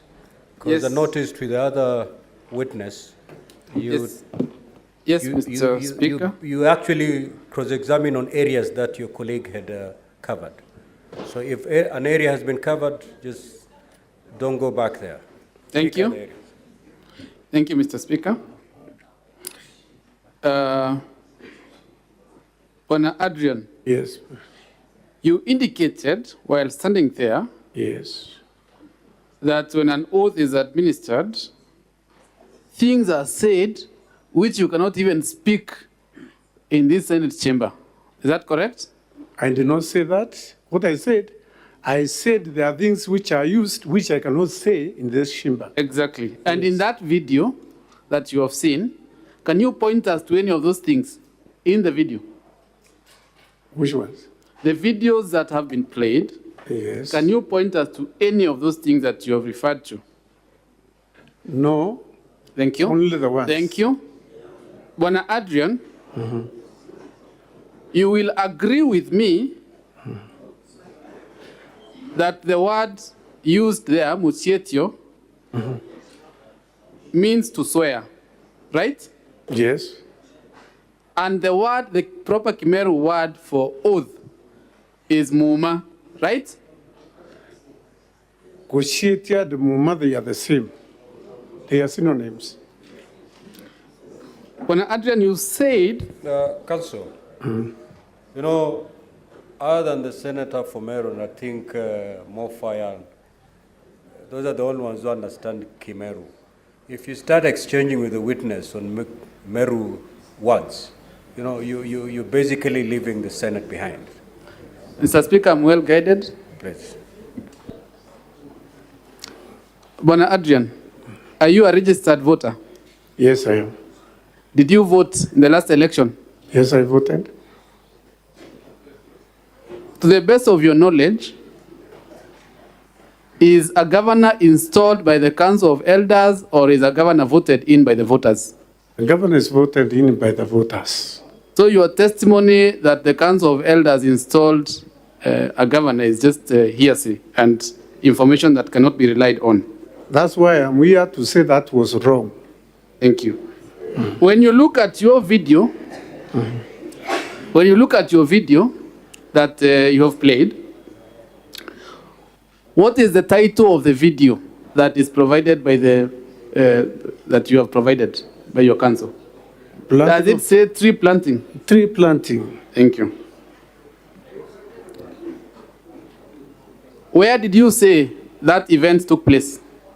Chiru.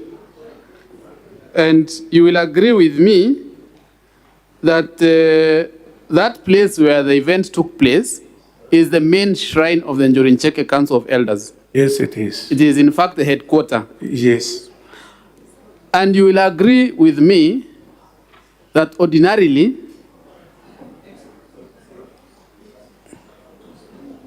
or rather that you said yourself that an animal cannot be killed at the shrine.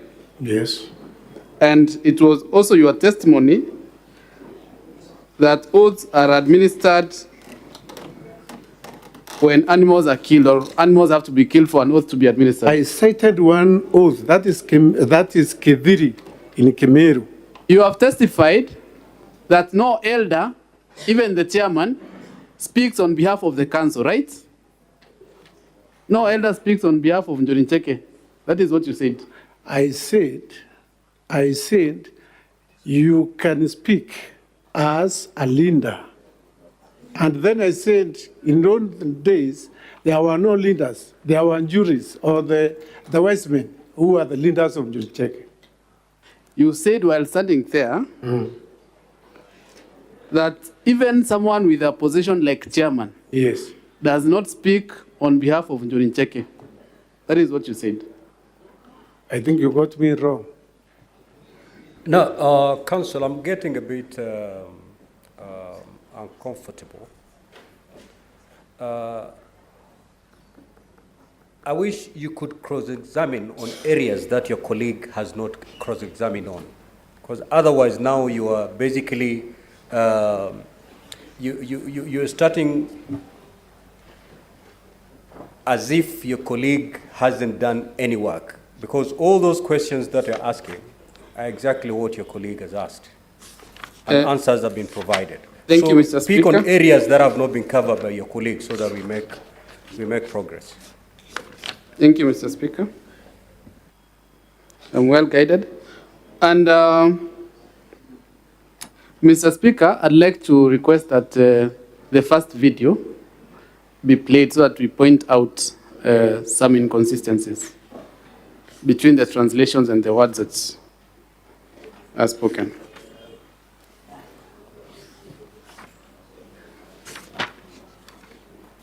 Na ntukwena arua ankwenda kuga twe mbunge Meru batu tukaenda sauti emwe na tutongeretwo imunene wetu witwa mthi konturi nturi.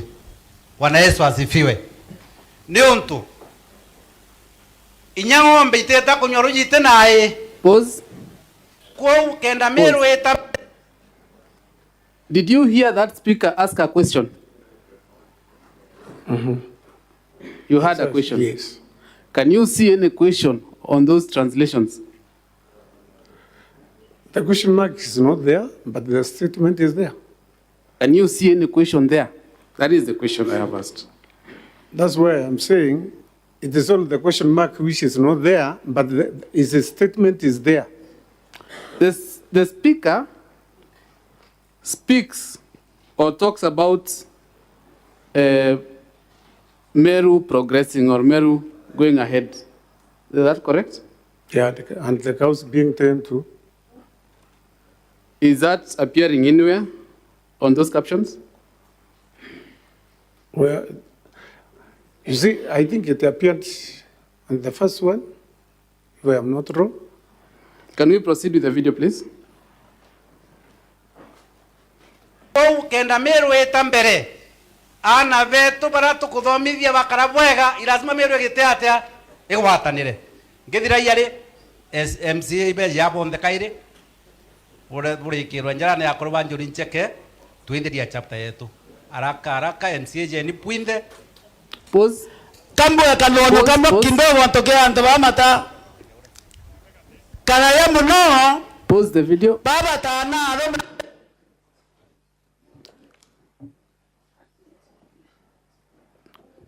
Mr. Witness, does the speaker say, or does the speaker ask for some people to come so that a hand of blessing may be laid on them? Yes. Does that appear anywhere in the translations? Which one now? The one now. The translation that you have provided. That is not the translation. Thank you. That is not the translation. Thank you. I'm saying that is not the translation which you're asking. Unless if the video is replayed.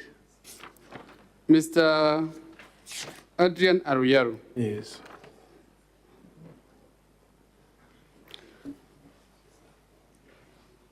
The story that is being told by the speaker who is currently holding the mic right now, is it part of the Kimeru folklore?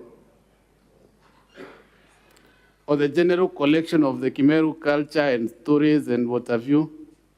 It is. Thank you. It is referring to somebody. Thank you. Mr. Speaker, or rather, witness, you will agree with me that Article 11 of our Constitution recognizes culture as the foundation of our nation. Yeah. You will agree with me that there is no single illegal activity that has been shown in those videos. No, because they all took place. Thank you. You will therefore agree with me that trying to paint the words of those speakers as anything other than what they were, a blessing and a culture of folklore being told, is an attempt to disparage the culture of the Meru people. No, because I have not done that. Mr. Speaker, that is all from me. I discharge the witness. Thank you. Now, honorable senators, we have 5 minutes to seek any clarifications or questions. Apologies, Mr. Speaker. Oh, re-examination. Yes. Re-examination. Sorry, Thank you. Council. Thank you. I'll take less than 4 minutes in re-exam. You have been told that several of those translations are inaccurate. Yes. Were you relying on the translations, or you are relying on your own understanding and of the Kimeru language being? I was relying on my own understanding of the Kimeru language. Did you correctly translate what was being said? Yes. You have also been told that that was a tree planting ceremony. Yes. Is that your testimony? Actually, it was not, because in that clip, we have not seen anywhere where we planted trees. Thank you very much. You have also been told that that could not have been an oathing ceremony because, number one, all elders were not present, that we had also non-members of Njori in that ceremony. Did you witness an oath being administered? Yes. Lastly, did you witness the deputy governor being installed as the governor of Meru? Yes. Did the elders in that clip have the blessing of the wider Njuri to administer the oath? They don't, because Njuri does not crown a governor. A governor is voted. If Njuri has that powers, we could not have an electoral commission. Honorable witness, Yes, just answer the question as asked by your counsel. Yes. Did they have blessings of No. the jury check? They did not have blessings Yes. of Njuri. That is all for this witness, Mr. Speaker, sir. Thank you. Thank you, honorable senators. We have 5 minutes to ask questions or clarifications. The honorable Chiranke. Mine is, Mr. Speaker, to the witness. Mr. Witness, you have told us that the Meru County Assembly was competent when they vetted your son-in-law who happens to be the chief officer. Yes. Is it competent now that it carried out the impeachment proceedings? Number two, in that meeting, was the word impeachment of a governor used? And number three, when were you appointed as the official of the Njuri? And finally, Mr. Speaker, do you have an authority to speak on behalf of the Njuri? And in that meeting, whether the cabinet secretary in charge of forestry and environment was present in that meeting? I thank you, Mr. Speaker, sir. Proceed to respond to that question. Yeah, may start with the first word, where I talked about the competence of the county assembly. If the county assembly, I said it vetted my son-in-law, and he passed the vetting. About impeachment, I think these are two different things. Impeachment, there are rules and regulations about the impeachment, and also vetting. They are not the same, they are rules. So you cannot compare the vetting of my son-in-law to the impeachment of the governor. You have asked me about when I was elected, not unpicked, elected. I said this about 2 weeks ago, but I had other positions. I am the organizing secretary of my house, which is known by the name Ruadene Njuri House. So I have been a leader even before being given the position of a chairman of 3 sub-counties. The other question, please, Honorable Senator, can you come again? Because I did not Was write. the CS in charge of forest and environment present in that meeting, in that tree planting meeting? Yes, she was there. And what surprised us is a function being attended by a senior person like the CS for environment turned to be political, and it was a tree planting function. Honorable Kavindu. Yes, thank you, Mr. Speaker. My question is to the witness. What does it exactly mean when the Njuri group sits somebody on a seat and announces him? does that mean that they have removed the current governor of Meru and sat another governor on the seat of Meru? What does it mean, and what impact does it have? What it means, Chirchir is powerful in our community, and anything that Chirchir says is taken seriously. But Chirchir has no mandate whatsoever to do that. Even though it happened on that day, it is not the stand of Chirchir. Actually, because even if you do that, you cannot remove the incubating governor from our seat. It's only that you make people think that that thing will happen.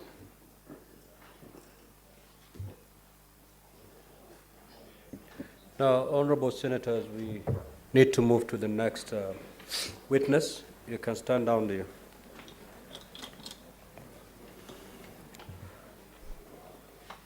The counsel for the governor, kindly call your third witness.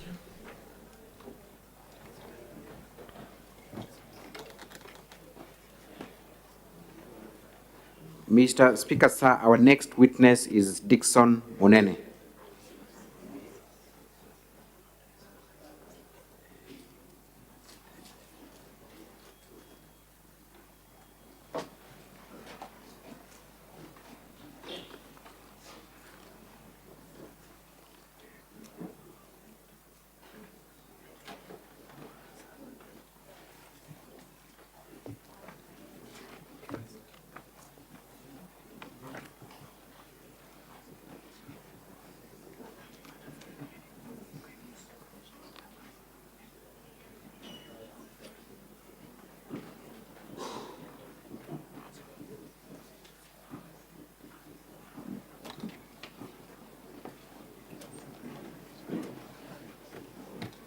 The witness shall be led by Ms. Brida Kimathi. Thank you.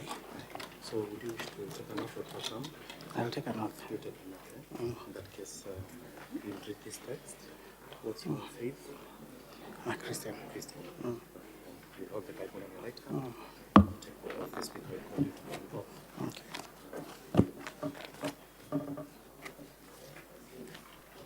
Proceed to take the oath. I, Nkanata Dickson Munene, do solemnly swear that the evidence that I shall give before the Senate in respect of the matters before the Senate shall be the truth, the whole truth, and nothing but the truth. So help me God.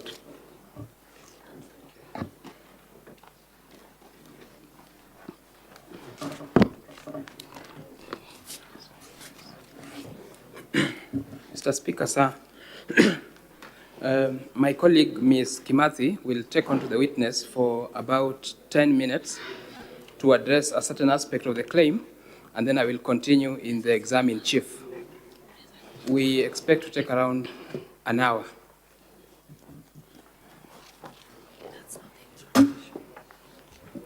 You had 4 hours. You had 4 hours. Now you've done 2. You remain with 2 hours. So if this witness takes 2, the other witness will take the other hour. Thank you, Mr. Speaker, sir. For record purpose, my name is Brida Kimathi. Mr. Nkanata, kindly introduce yourself. Okay, my name is Dickson Munene Nkanata. I'm the CCM Legal Affairs, Public Service Management and Administration at the County Government of Meru. Do you confirm that you swore an affidavit in support of the response to the governor? Yes, I confirm. And is this the affidavit on page 46 of the response of the governor? Yes, it is.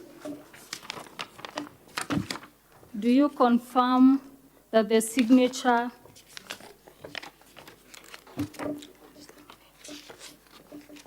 at page 72 is your signature? I confirm. Mr. Nkanata, have you had the opportunity to read the motion? Yes, I have. Could you kindly read for us count number 1A?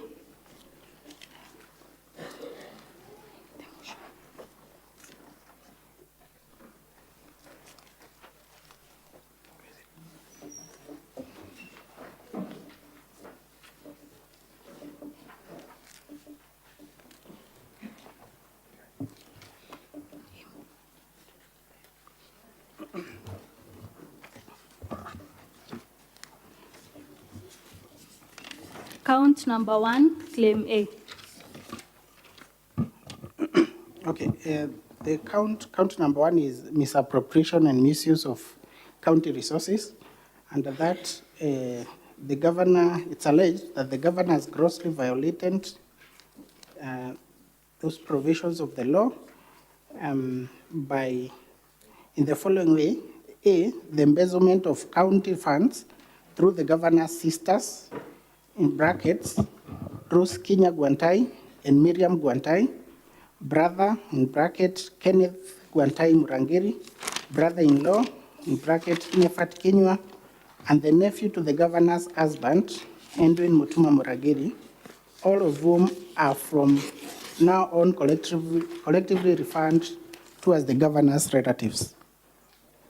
It was claimed yesterday that 78 million shillings have been, or rather has been misappropriated by the named people in that claim. Is that true? That was the allegation, but that is not true. It was also alleged that it was claimed that this 78 million has been met by an account of 2 million shillings. Is that true? Again, that was the allegation, but the position is that the charge and the particulars of this charge, this count, was directed towards particular individuals. That is Rose Kinya Gwantai, Miriam Gwantai, Kenneth Gwantai Murangiri, Nefat Kenywa, and Edwin Mutuma Murangiri. And in the process, we sought to get information on as it appears in the record of the IFMIS for these particular individuals, the payments that were made that would have been attributed to these particular individuals. Is this the claim? Is the claim that you're referring to based on the IFMIS that they have presented? Yes, it is based on the IFMIS record that appears on page 17 to 29 of their documents. Is there any allegation that has been made for failure to account for the 78 million that was alluded to yesterday? There is no such an allegation in this particular count. There is no actually an allegation of the amount that the governor is saying to have failed to account. In your understanding, Mr. Kanata, the payment that you've just explained, that I alluded to in the IFMIS extract, are these payments made subject to a specific budget or budgeted allocation? Yes, the payments were made pursuant to the budget of County Government of Meru, budget of 2022-2023, and the vote end of the Office of the Governor. And what is the nature of that budget item? It's basically a recurrent expenditure. The Office of the Governor does not have a budget for development. It is recurrent expenditure. And you confirm that there is no allegation against the governor for failure to account for this amount? There is no such an allegation. Now, an issue was raised around the entries in the said IFMIS extract supplied by the County Assembly. And the issue raised described prepayments. Is there any complaint in the motion that you read about the prepayments? There is no such a complaint on prepayment in the motion. And in any event, What do you understand generally on the term prepayment as presented in the IFMIS extract? Well, my understanding on the term prepayment as used is that these were funds or money that was spent before a certain activity would happen. For instance, you're supposed to travel, you get paid in arrangement to that travel. There's supposed to be an event that's supposed to be organized. There is payment in preparation of that event. Those are prepayments. And what happens to this prepayment after they've been paid? Is it like, is there an accountability for the same? They are supposed to be accounted by the person that to whom the money is being deposited into in the account. So you confirm that prepayment is actually an accepted practice, so to say? Yes, it is. And in fact, if you look at that IFMIS extract from page 17 to 29, I would like to take you through it, give an example on the same.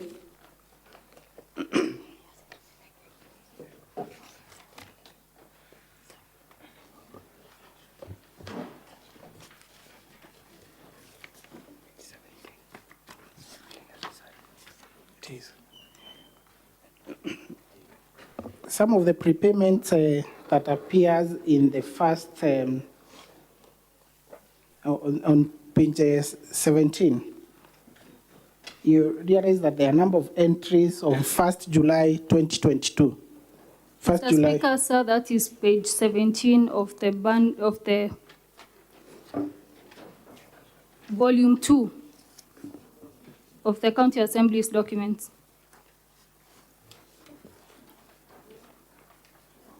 Proceed. Yes, on 1st July 2022, there are payments whose item description is prepayment, 9 of them. I would like to confirm that those were payments that were actually made in the previous regime. That is the regime before the regime of Governor Kiraito, the former governor, Meru County. In any case, is there any charge that the governor is facing for failure to account for these prepayments? There is no such a charge. Kindly proceed to count 1B. If you could read for us count 1B. Count 1B is the withdrawal of county funds under the guise of payment for various supplies by the governor's relatives, yet they, that is the governor's relatives, yet they are ineligible to tender for or supply any goods or services to the county government. What would you say is the basis for this charge? Or what is the charge based on? Okay, the charge still is based on the complaint that was alluded to, that appears in the volume. Is this the complaint on page 1 of volume 2? Yes, page 1 of volume 2 to page 29. It's the complaint of one Duranela Salesio Mutuma. In this charge, it has been alleged that the governor's relatives supplied the county government, or rather funds were misappropriated through the governor's relatives, where they supplied the county government with supplies. What is the nature of those supplies? Or rather, are you aware of any supplies that were made? Okay, I'm not aware of any supplies that were made by the alleged governor's relatives. But from the complaint, from the phase of the complaint, you can see the item description called hospital supplies. Yes, can I take you to page 6 of volume 2? Yes, I'm there. Specifically, item number, the voucher number is 65735. Yes. Yes, it reads hospital supplies and others. And You confirm that the mover of the motion alluded to the fact that the supply of this specific voucher was for hospital supplies? yes, that was what was alluded by the move of the motion. And the reason why we did not belabor to explain this further is because the charge is as against the governor's relatives. It is against the governor's relatives who had been previously listed. And under this particular complaint, on the phase of page 4 to page 5 and 6 that you've taken me through, is that these are transaction history between Kadhure Rukaria Catherine, who has not been listed among the alleged governor's relatives. Yes, regardless, but in relation to that charge, I would like for you to read us, to take us to page 19 of the Ifemis extract of volume 2 of the bundle of documents of the County Assembly. Yes, page 19. I am there. On that page, can you see the voucher number 65735 that is alleged to on page 6 as hospital supplies?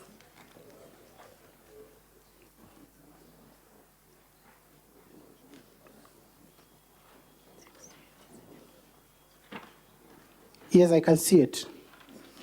Could you read to us what this, can you confirm that this is the same voucher number? Yes, it is. And what was the payment for this specific voucher number made for? Hospitality supplies. So would you say that this is a deliberate attempt to misrepresent facts by the mover of the motion? Yes, I would say that it was a deliberate attempt by the complainant, and the mover of the motion fell into that by concluding that that was a hospital supplies as opposed to hospitality supplies. Okay. So let us go back to the IFMIS report that is from page 17 to 29 of volume 2. Yes. Was this report formally requested for and supplied? No, the same was not, it wasn't, to my best of my knowledge, it wasn't. Is the report presented before this House certified? It is not certified. Well enough. It's been alleged that some vouchers lack 1 or 2 signatures. I refer you to the vouchers that we produced on pages 19 to 342 of our exhibit, index of exhibits. It's here.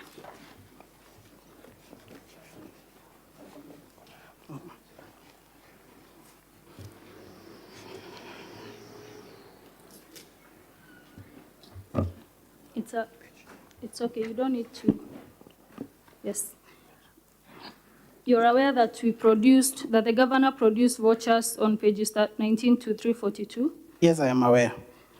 It's been alleged that these vouchers lack 1 or 2 signatures. In your knowledge and understanding, can you explain this? Yes, I can explain.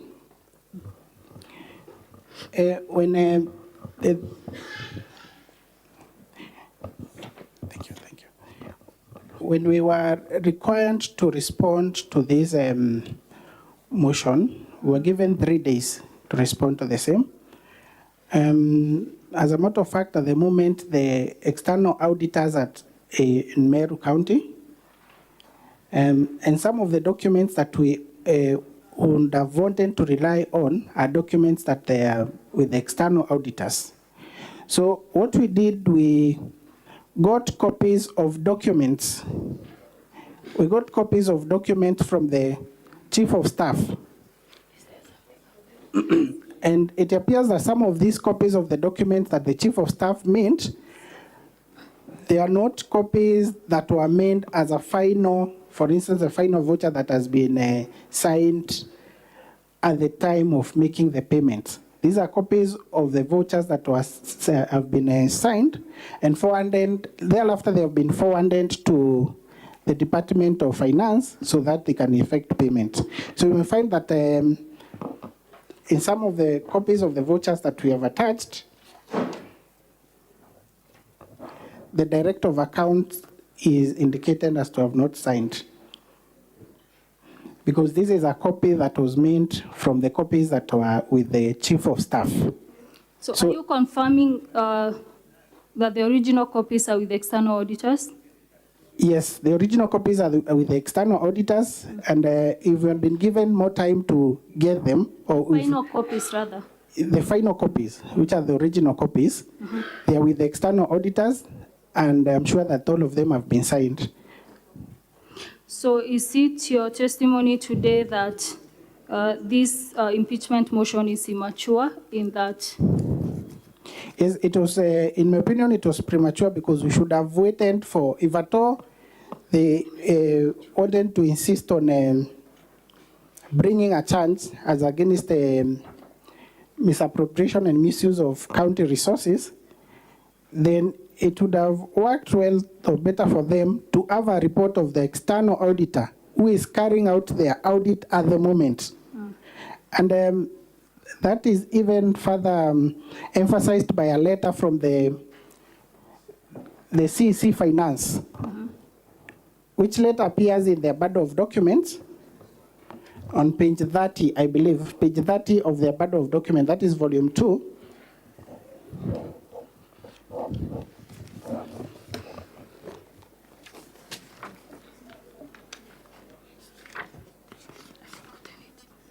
It's actually page 31.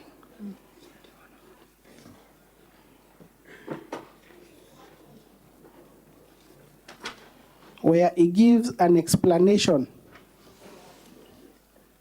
that the Public Finance Management Act under Section 164 makes provision for the county treasury of the county government to prepare and submit to the Auditor General the annual finance statements in respect of county government in formats to be prescribed by the Accounting Standards Board.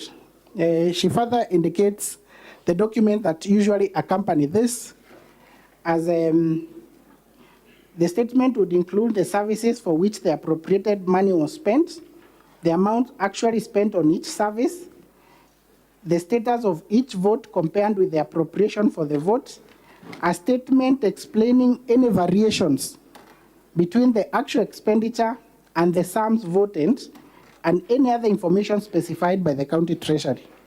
So this is information that would have, all this would have helped to explain those entries in the IFMIS. And if at all there is any issue, it would have been flagged. Thank you. Now, from your understanding then, is there any impeachable offense on these two on the account of the governor? I don't see any impeachable offense in my opinion. Thank you, Mr. Kanata. Mr. Speaker, sir, I yield the witness to Mr. Kubasu.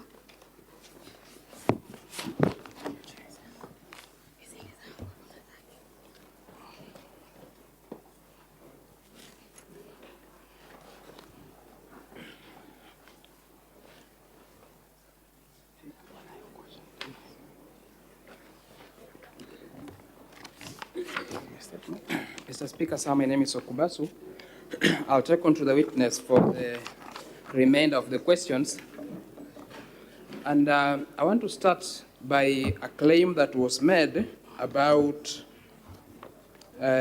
employment of traffic marshals.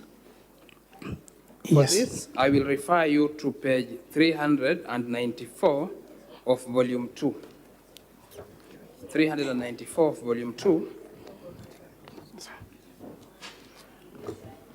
And I want to ask you a question for this House, which is it true that the governor established and recruited traffic marshals? It is not true. What is your response? My response is this. The governor flagged a pilot test for traffic marshals. And this is an explanation that is gotten from page 394 of the letter of the County Secretary to the County Public Service Board, where the County Secretary indicates that the town, that is Meru town, has been overwhelmed with traffic jams, making its special services such as ambulance and firefighting get inconvenienced and with repercussions. So the existing enforcement officers who are in charge of cleaning the town or making sure, ensuring that there is no traffic jams, could do this work. Who could do this work? There are few. Council, kindly direct the House on which document you are making reference to. We are referring to volume 2 of the County Assembly's document, at page 394 to be precise. Very well. Proceed. So in that letter, the County Secretary confirms that they have pilot tested the initiative using the cleaners by training them and having them do this work. And they found that the initiative was highly successful. So it is a letter requesting the County Public Service Board to create the positions of the traffic marshals. So that it is your position that those positions for traffic marshals are yet to be established. They are yet to be established. They're in the process of being established, subject to meeting the requirements that the County Public Service Board indicated. Okay. We'll leave that issue and then we go to an issue that is raised under on cleaners that have been designated as senior support staff. And I want to lead you to page 373 of volume 2. Page 373 of volume 2. Do you have any explanation as to the designation of a cleaner as a senior support staff? Okay, I indicated that as the CCM of public service, I do not have any information as to a designation of a cleaner into a senior support staff. And the copies of the payslips that have been attached here, I cannot tell as to their authenticity. All I have noticed is that the purported senior support staff are being paid the same amount a cleaner is paid, which is 15,000 per month. That is the gross, the basic salary, which is the basic salary for a cleaner. So I would highly suspect that this is something that has been edited from cleaner to a senior support staff. Okay, I think very well go with that. Now, there is this allegation about Nefat Kinyua being assigned the position of the Director of External Linkages without a competitive recruitment process. It's an issue that arose here. Yes, Mr. Speaker. What is your position about it? My position about this is that Nefat Kinyua, who is an administrator in the Office of the Deputy Governor, was deployed to perform the functions of a Director External Linkages. This was done after the person who had been appointed, the substantive person who had been appointed for that position, who is Vincent Mutueri, after his academic qualifications and degrees were verified by the County Public Service Board, they found that those documents were forged. And for that particular reason, his appointment was revoked. So this deployment was made awaiting substantive appointment of another direct external linkages. Okay, has that happened already or not yet? It has happened. It has happened? Yes. Okay, how about the other claim that was made of Kenneth Mwiti Riungu and being appointed without the approval of the County Assembly? I also confirm that Kenneth Mwiti Riungu was not appointed as a chief officer, but deploying to perform the functions of that particular office. Under deployment, it is something that is allowed in law by the County Government Act, where a public officer, in this case the county secretary, can make deployment awaiting substantive appointments. Okay. And on the same note, that if such a deployment have been made irregularly, the County Public Service Board has the authority in law under Section 64, subsection 5 of the County Government Act to take corrective measures, which include to nullify that particular deployment or delegation. Okay. Okay, I'll ask you one final question on this issue, and this question, I want you to look at page 295 of volume 2. Page 295 of volume 2, and request you to confirm that the appointment or deployment of Edwin Mutuma, Kenneth Riungu, and Gitobu Nkanata was done, number one, by the county secretary. Is that correct? Yes, it is correct.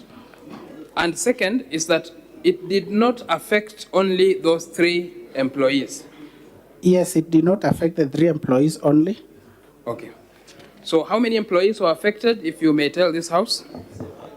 17. 17 employees. Is there any complaint in respect of the 17 employees? There is no complaint, but there was a petition that was filed in court by the same Salesio Duranera on illegal appointment, alleged illegal appointment and deployment by the county secretary, where he sues the county secretary. That matter is still pending in court. Okay. Fair enough. I will ask you, I'm about to finish. There are questions about the appointment of Monica Kawira, Dr. Kome Mudhuri, Francis Muigai, and Silas Mbabu, that these people were appointed in an acting capacity for more than 6 months. Is that a correct allegation or it's not? It is not correct. What is your explanation to that? Is that Monica Kagwema was appointed in acting capacity on 17th of May 2023. 6 months are yet to lapse. The other 2, Dr. Kome Mudhuri, was appointed on 23rd August 2023 in acting capacity still. And it's still not 6 months after his appointment in acting capacity. So that your position is that the positions these people are acting for 6 months has not substantially ended for most of them? It has not, and there is no evidence that has been put in place to confirm that or substantiate that allegation. Okay, there's a question about 100 staff that have been employed by the governor in her office. Is that a correct position? It is not a correct position. And what is the correct position? To my knowledge, I have not seen any letters of appointment signed by the governor appointing these particular employees under the office of the governor, and that these particular employees are usually appointed by the County Public Service Board. That is one. 2, it is not true that the number that is alleged there, it is the number of employees that have been appointed under the office of the governor. Some of them are cleaners, casual cleaners who have been designated to clean the offices of the governor, the residences of both the governor and the deputy governor. And these are employees that essentially are under public service.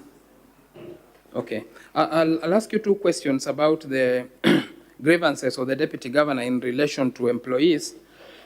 And one of them is, it has been claimed that the deputy governor has been frustrated by taking away of some of his employees. So question number 1 is this: to the best of your knowledge, and I saw this in the affidavit of the driver. How many drivers does the deputy governor have? He had 4 drivers. So your testimony is that the deputy governor had 4 drivers? Yes. Okay, one of the drivers has complained that the county wrote a letter acknowledging non-existent resignation letters. I want to take you to page 366 and page 367 of the volume of the governor's response, the indexture to the governor's response, the blue document. And I want you to confirm to this House whether it is true or not true that the county government wrote a letter acknowledging non-existent resignation letters. You sent page 367? 366 and 367.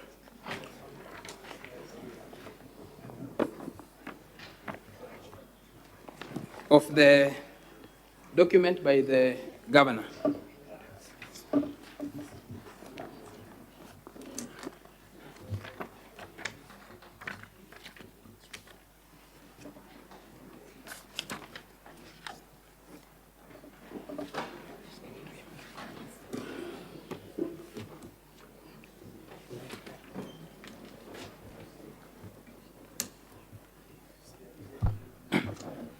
My question is, I want you to confirm to this House whether or not there was existent or non-existent resignation letters. There was resignation letters. Is that found anywhere on the record? Yes. There is a letter of resignation, page 366. There's another one on page 367. So there are actually resignation letters. Is that correct? From the face of it, they are resignation letters. Resignation letters. Has any of those employees taken the county government to court in respect of those resignation letters? None of the employees have taken the county government to court. To the best of your knowledge, has anyone been charged in the county government for forgery of the resignation letters? I'm not aware of any person. Okay. So I'll finish just by asking you one question on the if miss. I will repeat. I will go back there, and I just want you to confirm one thing to this House on the charge of misappropriation of funds. Please confirm the date when the governor assumed office. On 25th August 2022. On 25th of August 2022. Yes. Now, the IFMIS document that we have been given predates the date when the governor got into office. Is that correct? That's correct. Are there entries that are similar in nature during the time when this governor was not in office, and they are similar to what has happened after she got into office? Yes, there are entries as I have pointed out. Can you just flag out 2 or 3 of them again? And that will be the last question from me. At page 17.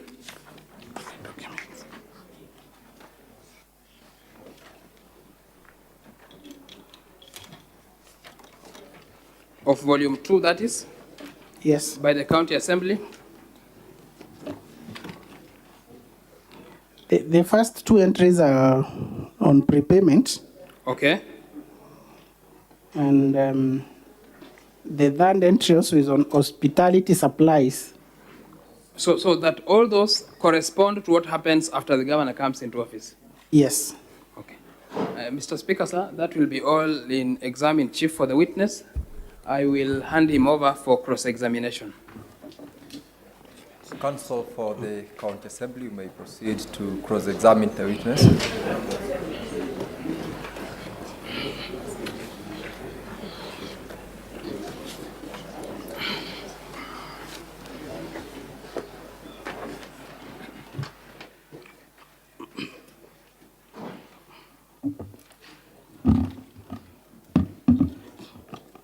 My learned friend, Mr. Dixon Monene, good afternoon. Good afternoon, sir. Please confirm to the Senate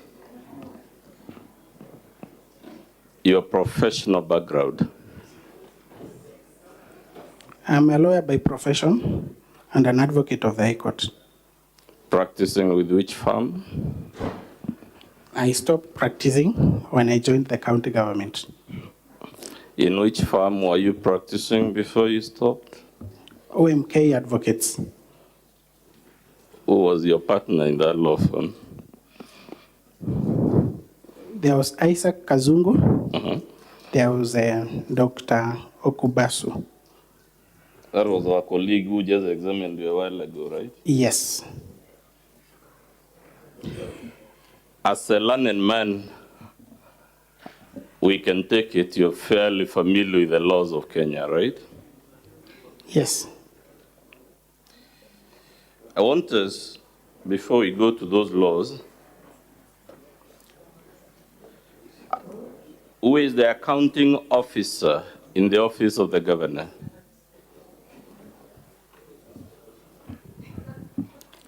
Either the chief officer Either the chief officer, under the office of the governor or the chief of staff. but as a matter of fact, who is the designated accounting officer for the office of the governor of Meru County? It's the chief officer, apparently. His name? Her name is Naomi. Okay. You will agree that would ordinarily be the person testifying to accusations of embezzlement of funds, not you who heads a different department. Wouldn't you agree to that, sir? It depends. Who ordinarily, sir, you're a lawyer, let's make it easy. Who, as a matter of law and fact, and ideally should be responding to the allegations about embezzlement of funds, is it you or the accounting officer? The accounting officer. Good. Does the Meru County government have a CEC for finance? It does. What is her name? CPA Monica Kadhono. Monica Kadhono. Yes. You will agree with me, even if we were to take it that there is no accounting officer, that will be the next person in line that will be better placed to tell the Senate about misappropriation of funds, correct or incorrect? In your assumption, yes, correct. I put it to you, sir, that the reason none of these officers has been called as a witness is because they know from their professional background they cannot defend the allegations before the Senate. That is not true. The reason is because many of the allegations that have been made here are on employment, and we could not bring every employee of the county to answer to these questions. We are with the allegation of embezzlement of funds. I put it to you, sir, that the reason the governor has not called either of these two officers to defend the irregularities on these IFMIs is because those officers cannot, as professionals in that line, defend the content of these IFMIs, the irregularities on it. That is not true. That is not true. You just told the Senate that... Dr. Mudomi. Yes. Just a little bit housekeeping. How much time do you need for purposes of cross-examination? Mr. Speaker, I see myself taking at least an hour with this witness, which I'll be sharing with my learned friend, Mr. Boniface Mawira, and time permitting with Mr. Mari Maranya. 1 hour might be too much. It's my challenge, Mr. Speaker, is you note of all the affidavits filed by the governor, the bulk of the governor's defense is in this witness's affidavit. He speaks to very many things. The length of his affidavit clearly confirms it. That is the only reason we beseech you to grant us at least an hour. Very well. We are going to give you 30 minutes. We take a break for lunch, then you resume and work within that time. Much obliged, Mr. Speaker. Proceed. Mr. Dixon Monene, it is your testimony before the Senate that the transactions on the IFMIS report at page 17 to 29 relate to the period when Governor Kiraitu was the governor, right? That is not true. I have seen that it transcends between the two regimes.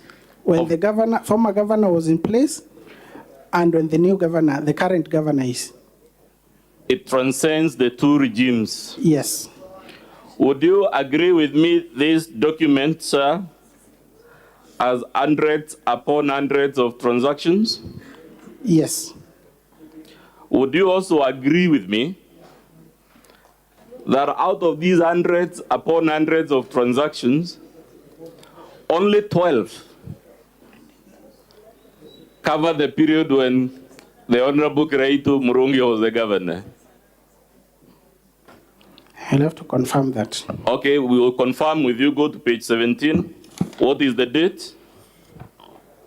At page 17 of the first transaction. Sorry, 1st of July 2022. When did the governor assume office? 25th August. 25th August. Yes. So when you will agree with me, after the first 12 transactions, all the other transactions on page 17 cover the period when the governor, Kawira, was the one in charge, right? Right. That applies to all the transactions on the next page, right? Right. And the next page. Yes. And the next page. Yes. All the way to the end. Yes, until the end of the financial year. Good. Therefore, you will agree with me, sir, that more than 99% of these IFMIs relates to a period when the Honorable Kawira was the governor for Meru County. True or untrue, it's there on the document. I have not necessarily seen more than 99%, but majority. Would you agree more than 90%? Yes, I would. Good. It is therefore not correct or even fair to suggest that it is someone else other than the Governor Kawira Mwangaza who should be questioned about the irregularities in this IFMIS. That was never the suggestion. Okay, that was not the suggestion. We'll deal with it later. Is there anywhere in the impeachment motion where we mention hospitality? Yes. In which paragraph? And what page?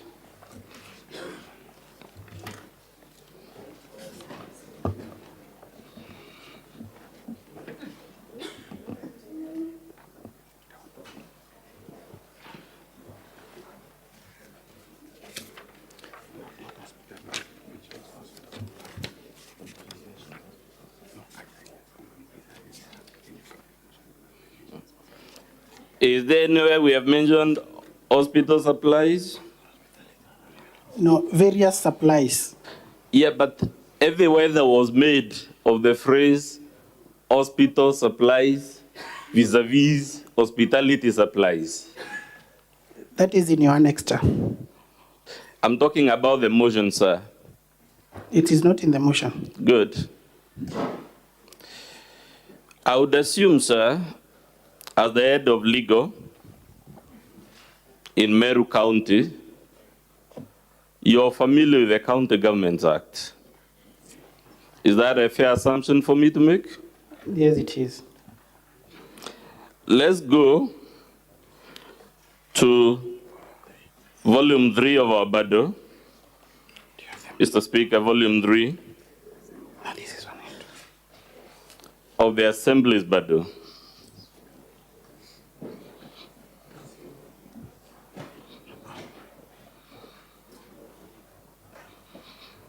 Go to page 19, sir, of that volume. You see there is Section 30 of the County Governments Act. Right? I'm not there yet. I'm trying to.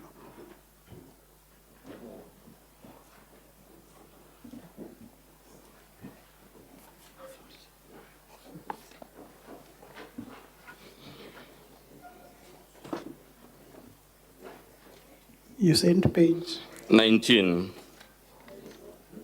of our volume 3.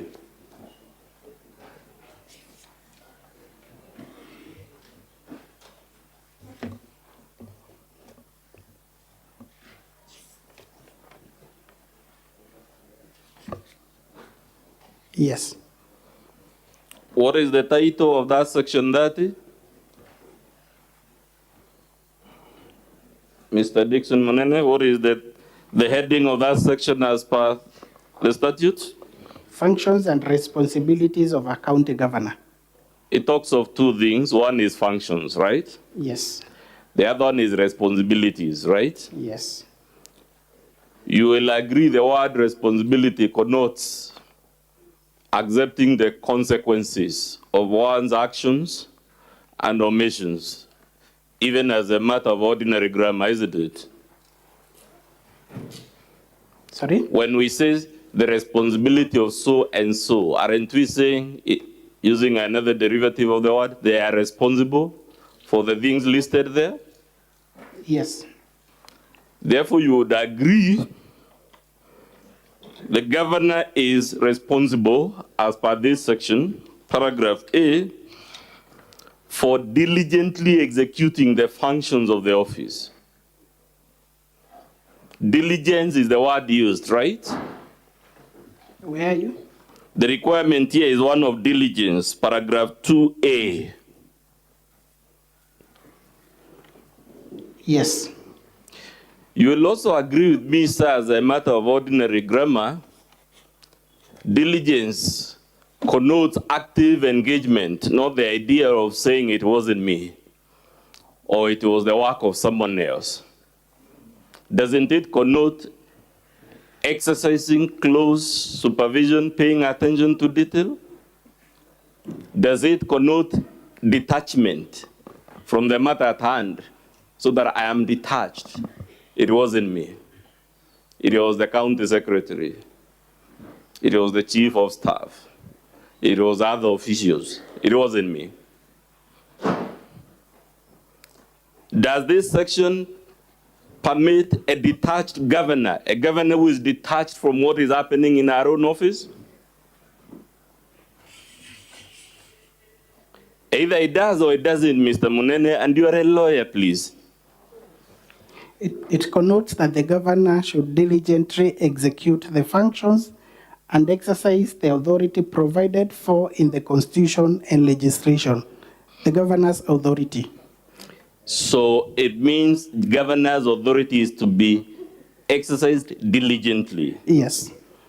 Not in a nonchalant or careless or I don't care type of approach, isn't it? Diligently is the word. Diligently. Let's go to paragraph 3. Before we go to 3, above there is a Roman I. Does it require the governor to ensure the discharge of any function within the county and within the provision of any services? Doesn't it mean the governor is responsible, going back to the title, for ensuring the proper discharge of all the functions of the county executive? Which Roman? Roman I, section 30, subsection 2, Roman I. So what I have, it says that by a decision notified in the county gazette, yes, the governor shall assign to every member of the county executive committee responsibility to ensure the discharge of any function within the county and the provision of related services to the people. So the governor does not just assign responsibilities to CECMs or indeed any other officer. they have to ensure the discharge of the relevant function, and going to the previous section, diligently, isn't it? Now, my understanding is that the governor shall assign to every member a responsibility.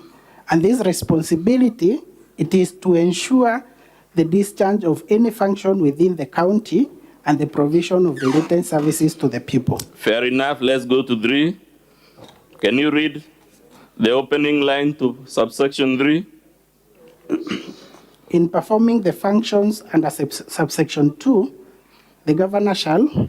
It says the governor shall. So this section is speaking to an obligation of the governor, correct? Yes, it is. As a matter of fact, as the eminent lawyer you are, this is a mandatory obligation under the canons of interpreting the law, isn't it? The word shall, isn't it connoting an obligation in the nature of a mandatory duty? It is, but no, I mean, it's I don't think it's mandatory. Okay, we will live with that.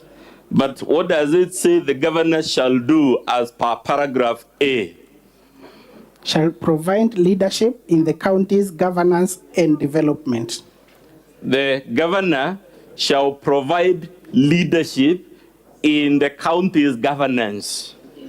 Yes, and development. So the governor is the leader when it comes to issues of governance in the county, isn't it? Yes, and development. You will agree with me, sir, the question of embezzlement of public funds is an issue in the realm of governance. Is it or is it not? It is. And if it is, and the statute says the governor shall provide leadership, it is not therefore open to the governor to throw junior officers under the bus when the statute says it is our responsibility. Correct or incorrect?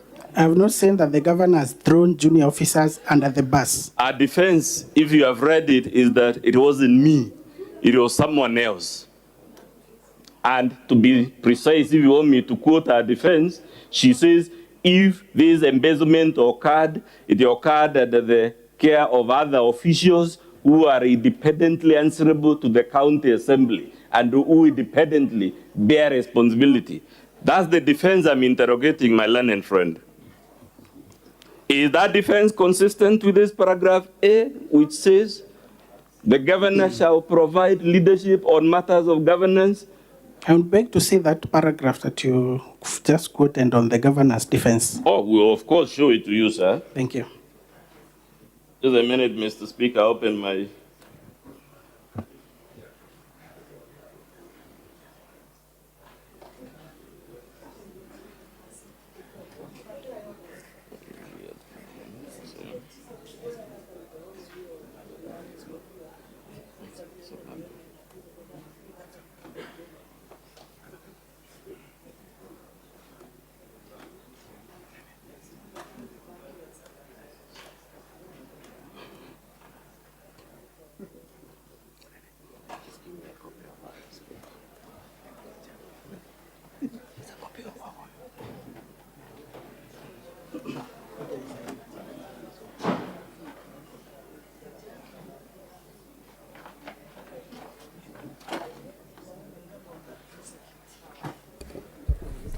As you do that, Dr. Mudomi, be mindful of the time. And if it's taking longer, you can move on to the next line of your questioning. It is, I'm about just to, only that my computer is playing games with me, but I'll find it. It is paragraph 12, Mr. Speaker. And I'm sorry we lost time on this because my learned friends shouldn't really be denying something that is in black and white. Can you read paragraph 12 of the governor's response, sir?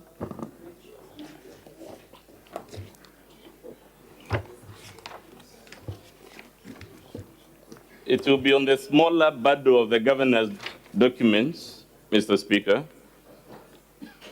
You mean the paragraph appearing in page 3? Yes. Yes. Can you read it for us? The impeachment motion is, therefore, a means to a selfish end by the deputy governor, who is the ultimate beneficiary if the governor is removed from office. Indeed, the bulk of the allegations against Her Excellency the Governor largely constitute matters that this Senate found the governor not to be in wrongdoing during the first impeachment by the County Assembly. In any view, many of the said allegations are essentially matters within the docket of other county officials who bear responsibility and who, in law, are subject to oversight by the Assembly. So, sir, that last sentence is the one I'm interested in because it is one of the many defenses of the governor that say it wasn't me, it was other officials. Is that defense, sir, consistent with the responsibility of the governor under Section 30, subsection 3, to provide leadership on matters of governance? Yes, it is consistent. Okay. Does it go to 3C? What does it say the governor shall do? 3C. In our volume 3, we're still on section 30, sir. Okay.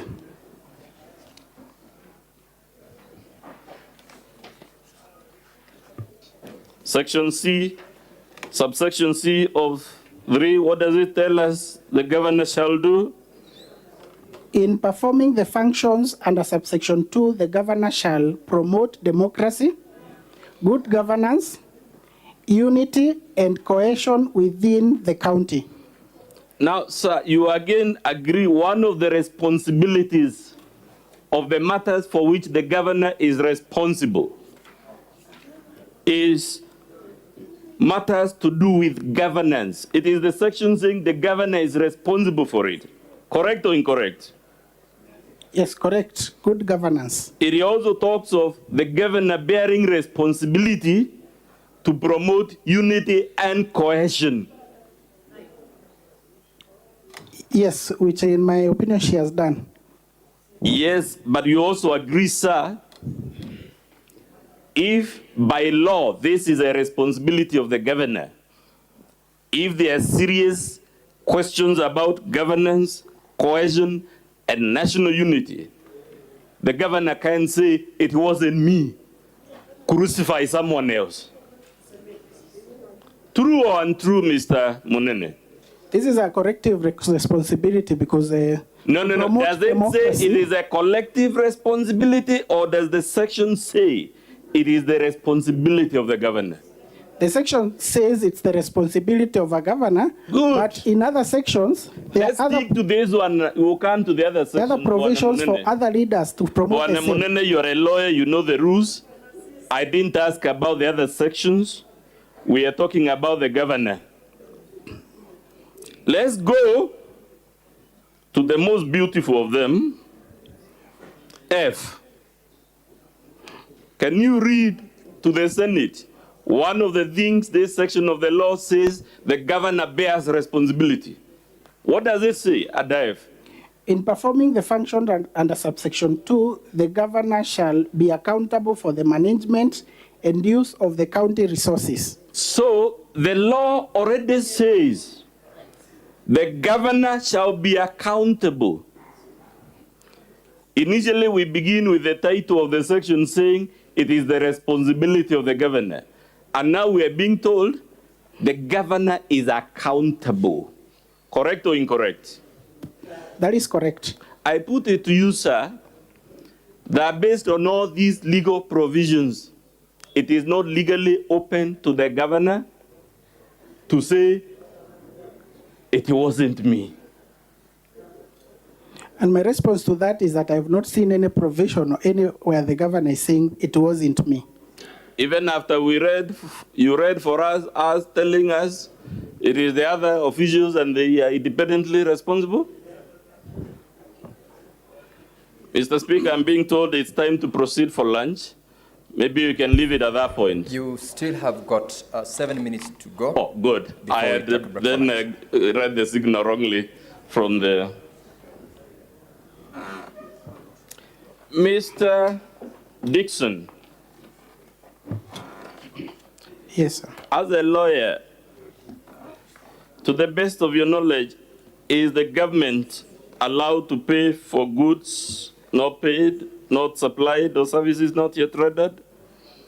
Open for me the section 45 of the anti-corruption. For goods and services not yet rendered. Yes, and I'll refer to you again to our volume 3, page 51. Just take your time.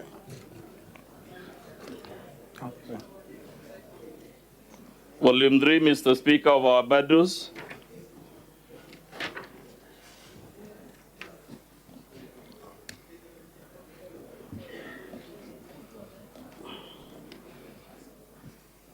Have you reached there, Mr. Munene? Yes, I have. Section 45, subsection 2 of the Anti-Corruption and the Economic Crimes Act. You will agree that law is a Chapter 6 law. Am I right or wrong? It's a law that breathes life to Chapter 6 of our Constitution. Correct or incorrect? Sorry? Mr. Munene. Sorry? Is this law the Anti-Corruption and Economic Crimes Act? Yes, a law founded on Chapter 6 of our Constitution? It's a law that was enacted even before the Chapter 6 of the Constitution. Yes, but is it one of the laws, sir, that give effect to Chapter 6 of our Constitution? Either it is or it is not. Yes, it does. Good, it does. Now, at Section 45, what does it tell us public agencies should not do at subsection 2, Roman 2, and Roman 3?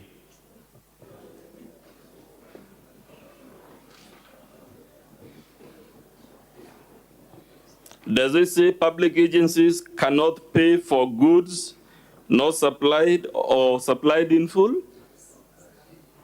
Sorry? Does it forbid at page 51, Mr. Munene, the county government of Meru from paying for goods not supplied or supplied in full?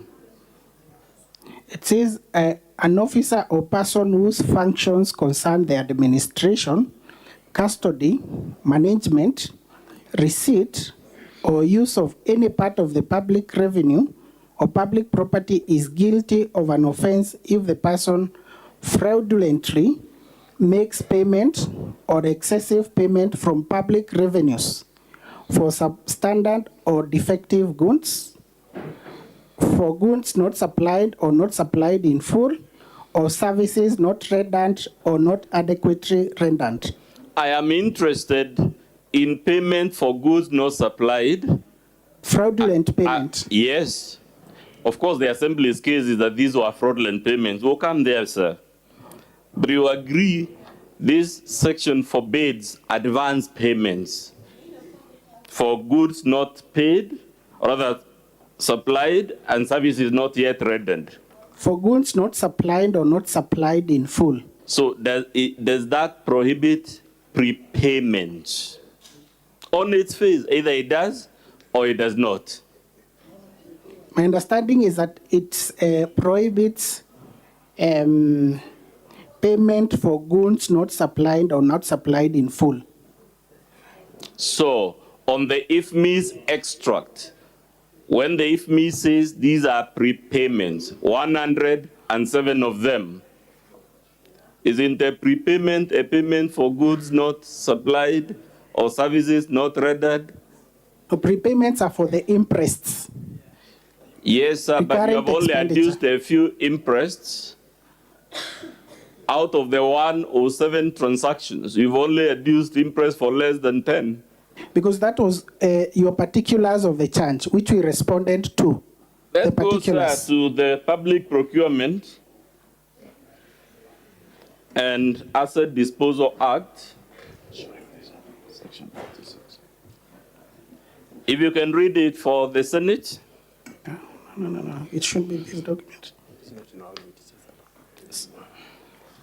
Sorry, it's in volume 3? Mr. Speaker, I don't believe that one was printed. It's section 146 of the Public Procurement and Asset Disposal Act. You want the witness to read it out, the provisions of that particular section? Yes, Mr. Speaker, the witness is a lawyer. There should be no hardship in speaking to this issue. It's a legal issue. Counsel, if it's an act of parliament, it's law. Whether you read it or not, that is what the law provides. So it's better you just go ahead and read. Fair enough. Mr. Monene, you again confirm that law forbids advance payments. What is the title of that law? Section 146? A minute. Okay. So in part.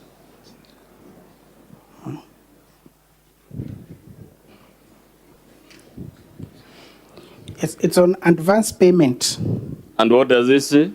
No works, goods or services contract shall be paid for before they are executed or delivered and accepted by the accounting officer of a procuring entity or an officer authorized by him or her in writing, except where so specified in the tender documents and contract agreements. So there is an exemption. Such an advance because there payment- is an exemption, many laws have an exemption. Thank you. In that note, we need to stop at that note. It's time to adjourn. You will pick it up from there in the afternoon. Much obliged. Dr. Tangoli will have a balance of 30 minutes when the session resumes in the afternoon to continue with your cross-examination. And honorable senators, it is now 1:15 p.m. time to adjourn the Senate. The Senate therefore stands adjourned until today at 2:30 p.m.